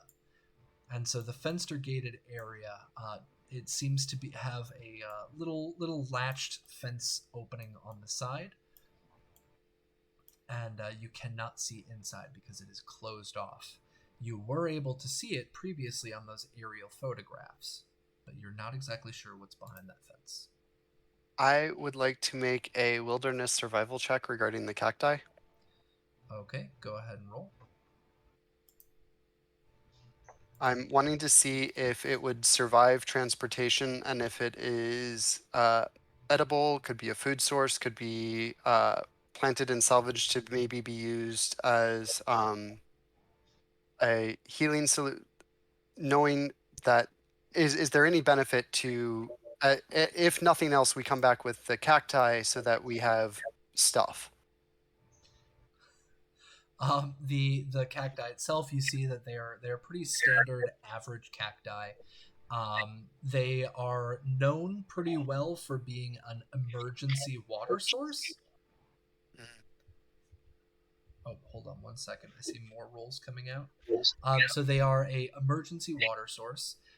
They are generally not the best food source unless you are literally starving to death. And the water that it produces can often have unintended hallucinogenic side effects. And not always Or the intended. best. And are these the type of cacti that maybe have aloe, so can be used as salves? No. Okay. These are just average desert cacti. And Mad Mags, I see you also rolled a 10. So what were you rolling for? Science, botany? Yeah, I was gonna try and give a circumstantial bonus or a cooperative skill check, Gotcha. but yeah, it's only a 10, so no, it didn't. It didn't help. No worries. You're like, huh? These look like cacti. Don't touch it. It could hurt. They're not my special cacti. I don't care. Yeah. Well, actually, these could be used for your special one if you wanted to. I'd say you should probably harvest some because, from what I remember, these can potentially have hallucinogenic properties, so might be useful for you. And why do I know this and you don't? My best guess is because You ate too many of them? it's probably not the right kind of hallucination. That's my guess. Ah, good point. Good point. I guess I wanted to give a quick look at those graves to see how long the dirt looks like it was, like if they look like fresh graves or old graves. I don't know. What would we even roll for that? Hold on one second. Maybe deduction? Yeah, go ahead and give me a deduction roll for that. Let's take a Sure, wild would be guess. fly air vehicles. Yeah, definitely not fly air vehicles.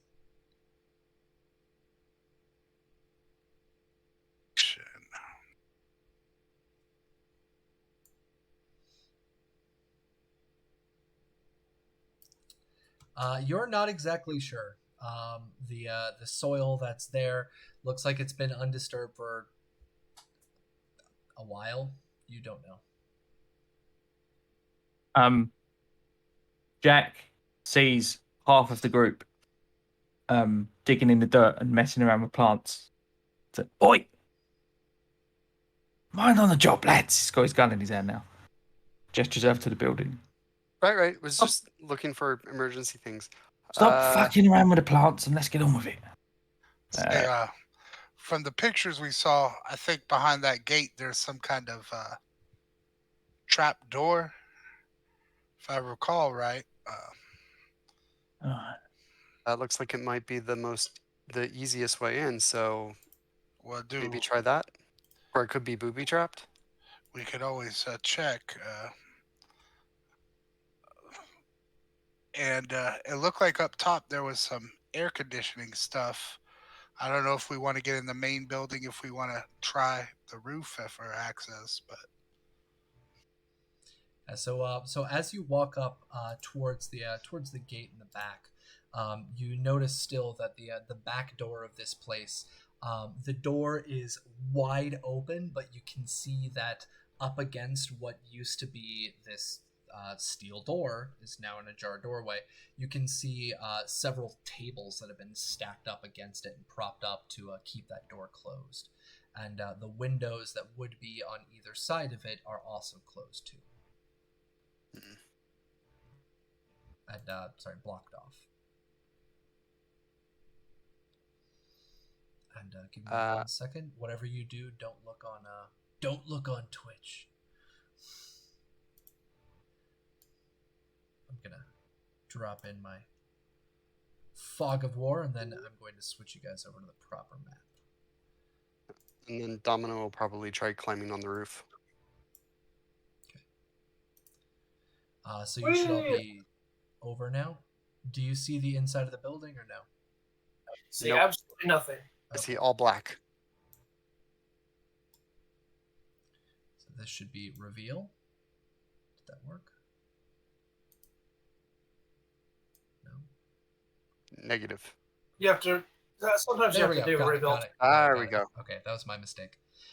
So I'm going to drop these in for you guys again. That was my mistake. I forgot which map was which. So oops.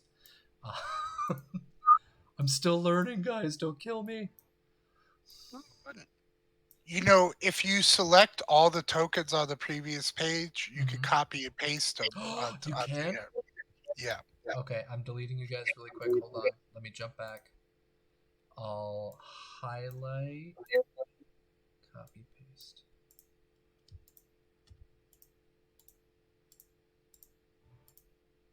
Okay, copy, and back, and paste. Yes! It worked. Wunderbar. Okay, thank you for that. Appreciate it.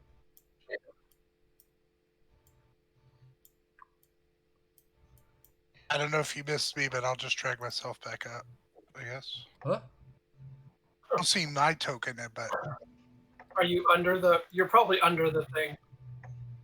Oh no. Nope. Sorry. no problem. I could just drag out if you want. Yes, please. That's my mistake. Okay, there we go. So yeah, you all can see the outside of this area here. Let me reveal the sides. Boop. And boop. Okay. There we go. Again, please don't at me. I'm still learning Roll20. And I know I'm also committing the cardinal sin, and I'm using the live map on Twitch right now, so I'm sorry. So that being said, you guys can all see the exterior here. So the door is right here, and you can see that, well, the door is supposed to be open, but it is blocked back by a table. It is inaccessible. What's the door-looking thing where I put Mags? Because I want to be. Oh, that's where to I was- go. Sorry, that was to go to the roof. That was roof access. Okay. Oh, Yeah. okay. Yeah, no, Mags Domino's wants going to the to roof. go to that open area and see if she can see inside at all. Okay, go ahead and roll me a perception check. I will roll the stealth first, just in case anybody's watching. 18. Perception. Okay. Also an 18. All right. So you look in, and let me scroll down a little bit, and I'll do a reveal. And if here. there's auditory clues, it's actually a 20. But I'm focused primarily on looking in, but keeping my ears perked up as well. Okay, so you can see into the building, and you can see inside the building. There's a couple of other tables. It's very dark inside. There's a couple of other tables. There seems to be some doors on the side, as well as a hallway on the side, and it seems to go further and further in. It's very, very dark, though. And you can see that the windows that are over on the side, they've also been kind of boarded up with these tables. There's shattered glass and stuff that's on the ground and on some of the tables, but that is what you see. So shattered Domino's windows going to the roof. and blocked door. And you're going up on the roof, you said? Yep. Okay. I'm going to have to switch maps, so hold on. Okay. All right, so you've gone up. Yep, you've gone up over here. Yep. All right, what are you doing? I'm going to climb up onto the roof. Okay. When you get up to the top of the roof, you see that roof entrance here. There is like a barred gate up at the top of the stairs that stops you from getting directly onto the roof. It seems to be pretty rusted, though, so you might be able to try and push your way through or blast the lock. It's up to you. I don't want to blast the lock. Is it not something I could just climb over? With risk of falling, full story.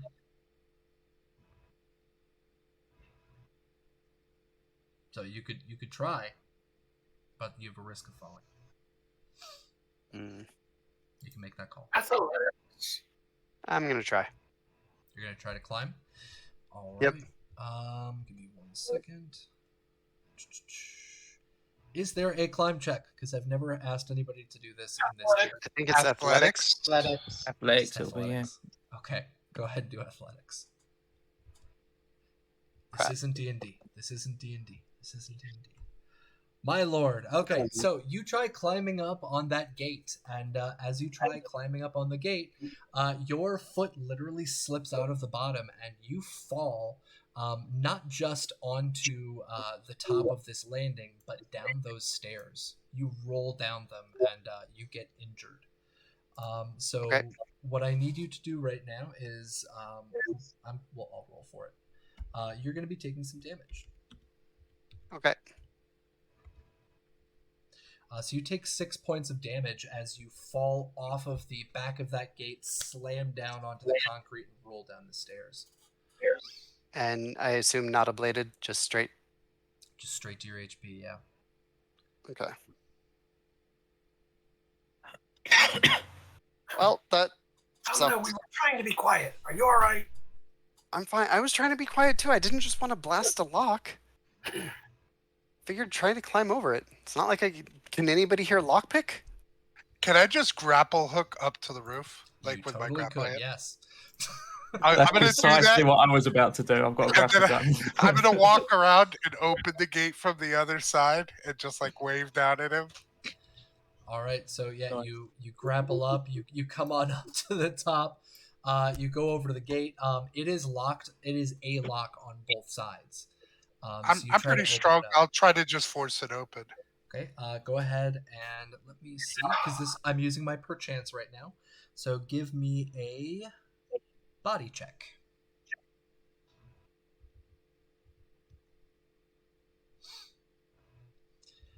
You try to force the gate, and the only thing you hear is as you try and push it. It groans underneath your weight, but you do not successfully open it. Okay. There's another way that you can do this, because this is another piece of information for everybody in our audience. When you have an obstacle, obstacles are made out of materials. In front of him is a steel door, so what he could try to do is he could try to break it down. He could try to attack. Oh, I the didn't door. know it was a steel door. I thought it was like a old rusty gate. It's a rusty gate, but it's made out of steel. Oh, okay. Mad Mags is going to go up and attempt to pick the lock. Okay. So Mags, you come on. Everybody is obsessing over this gate right now. Whatever floats your boat. You have a 12. You try picking the lock, and you are unable to get the lock open. All right. I'm going to use the butt of the shotgun I have to just hit the lock. Oh my lord. Okay. If not, I'm going to use a grenade next. All right, give me 1 second. I gotta Just pull want to up push the my way in. table. Use a grenade? He's gonna use the biotoxin grenade. That'll do it. Domino's right? I want to push my way in to the block door. Domino's going to stand behind this little stairway and have I'm his not gun really drawn going and to use a grenade. pointed at the door, I door figured frame, you just in were case somebody tries to move. Give me 1 second. I'm still looking this up really quick, because this is kind of I'm going to hidden move back. back There down we the go. stairs to the old door and keep an eye on the inside. All right, Yeah, so you try hitting it with your gun. For your gun, go ahead and roll 2d6 damage.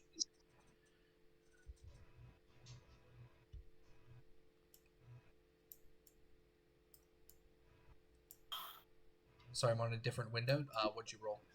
I didn't roll. Can I just use my heavy chain then? It's like 3d6. Yeah, sure.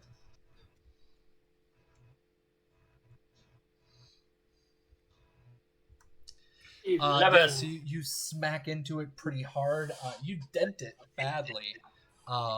You won't be able to pick it from that side anymore now. But it is damaged. It is not I'll broken just do open. it. Do it again. Okay.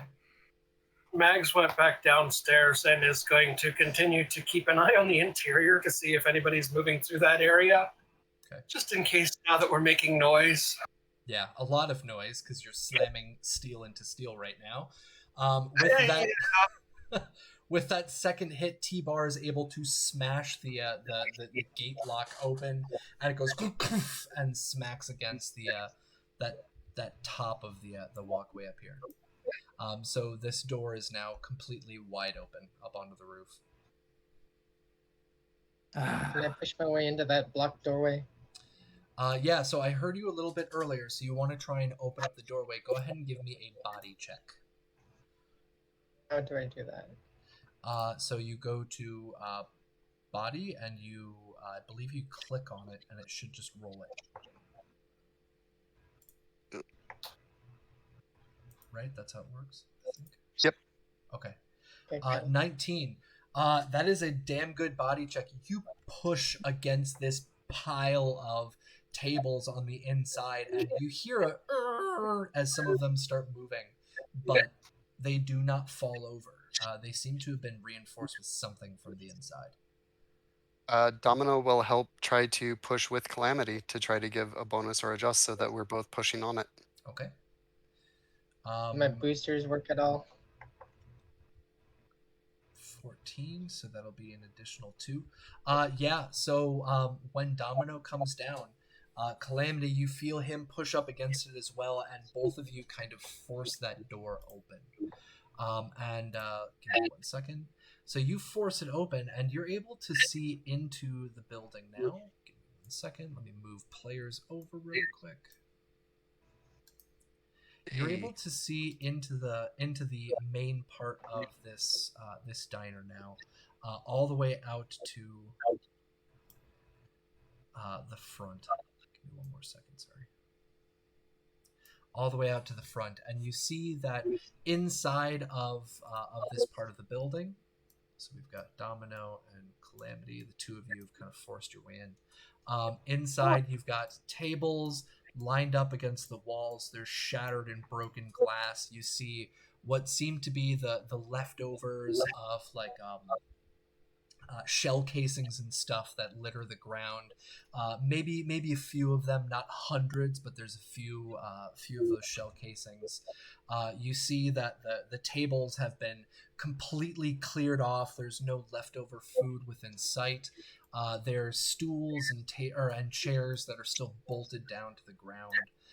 There's a counter that you can see that seems to be incredibly dirty. It seems to be covered in dust. All the way up to the front, and the same thing up in the front. There's shattered glass, and the windows have been boarded up with these tables. I'm going to check for booby traps. So that, I believe, is going to be a perception check. Conceal, reveal, possibly. Conceal, reveal. Yes. Sorry, my bad. Okay. I love how he checks for traps after he opens the door. I'm smart. Super smart, Nicholas. Okay, there's conceal, reveal. 23. You do not see any apparent traps. There's nothing there that you can see that would be used to like explode or blow off body parts or cut you. But you can see that where the doors and the windows are, that glass has been placed pretty strategically so that it's been laid across the floor. If anybody were to walk in, even with a very wide gate, they would step on that glass and make a loud noise. So nothing apparent, but is there any childlike? Any what? Apparent child. Never mind. Oh, Oh, ha ha ha. The ceiling collapses down onto you for that horrible punch. You take 45d6 damage. No, there is no a childlike, but you see a lot of glass on the floor. Feeling All right. We should be careful. I mean, we've already made a lot of noise anyway, so it's not like they don't already know we're here. Jackal. Setup is specifically to attract attention if somebody comes in. We've already attracted attention. Jack will step inside, and you said there were shell casings on the floor around the area where they stepped in, as well as the glass. Yeah, there's some shell casings over by like the windows and stuff, so you can see some on the floor outside of pretty much all of the windows. So this place, at least once in the past, had experienced some kind of firefight. Jack will pick up a handful of the shell casings and just chuck them forwards in that visible area. So you want to like throw them out here? Yeah, just scatter them. See if it sets anything off. You throw those shell casings, and this is a piece of information for our audience. They may be unaware. Most firearms by 2020 and the time of red, most are caseless.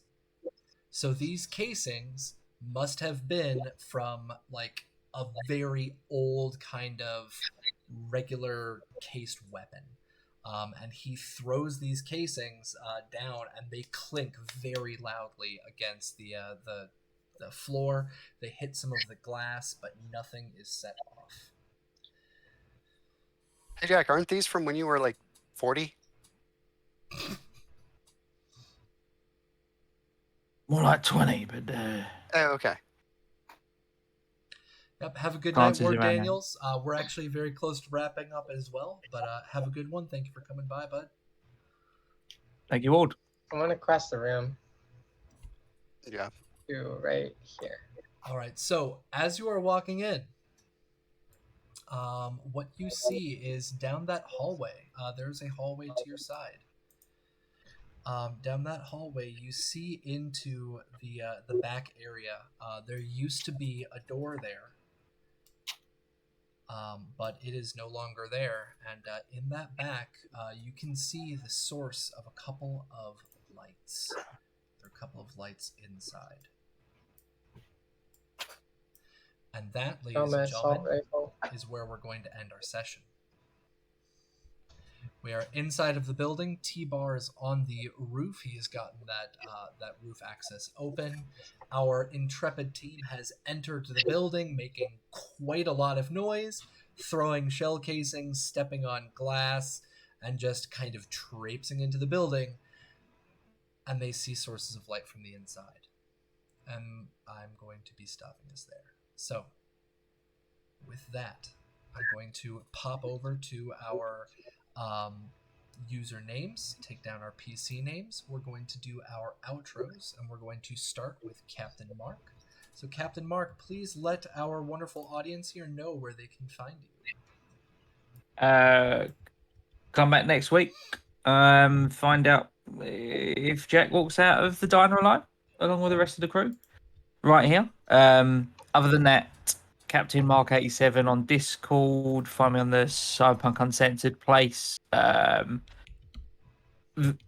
of a veteran of like 2020 and stuff. So much like, a Vampire and Capricious. If you've got any questions, fire away. I will also be answering those. And got a podcast coming soon. We'll make more announcements when I know of a concrete launch date. Thank you. Thank you. Chuggy, go ahead. Yeah, you can find me here on Saturdays and other nights on Twitch at Chuggy305. Thank you, Chuggy.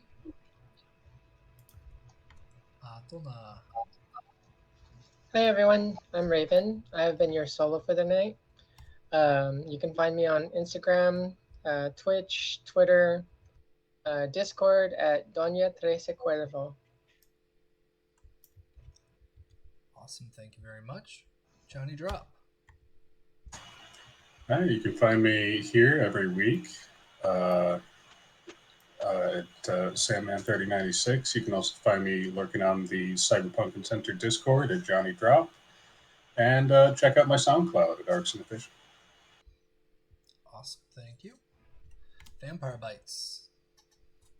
I am Vampire Bites. You can find me here every Saturday, playing Mad Mags the Medic. And hopefully soon I'll be doing something with my Twitch channel again, but I'm not sure what or when. So you can also find me in the Discords. All right. Thank you. And Violent Neon. Yeah, I am Domino in every Saturday, and that's where you can find me as the Nomad. And other than that, you can find me on the Cyberpunk Uncensored Discord as Violent Neon. Awesome. Thank you. And I am the GM for today, and hopefully for our foreseeable future with the Cyberpunk Goes Nomad campaign. I am Capricious Nature. Our music today has been brought to you by Outworld Sounds, specifically Helix Code. Our map has been brought to you by Valstoys, also known as Red Dragon. Supplements that we've been working with are all hosted up on cyberpunkuncensored.com, and my link tree there you can find the perchance generator that helped us with our description today of the building, as well as any other possible instances that may be happening inside the building. So, ladies and gentlemen, thank you all for joining us on this wonderful adventure today. I know it's a lot of pieces of information and technical aspects, so I hope this has been helpful for other GMs and players out there. I hope that you all have enjoyed yourselves, and thank you as well, of course, to our players, out to Rob, and for everybody who's stuck with us. Have a wonderful night or day or afternoon, whatever it is for you folks. We will see you folks later. Bye. Bye, everyone.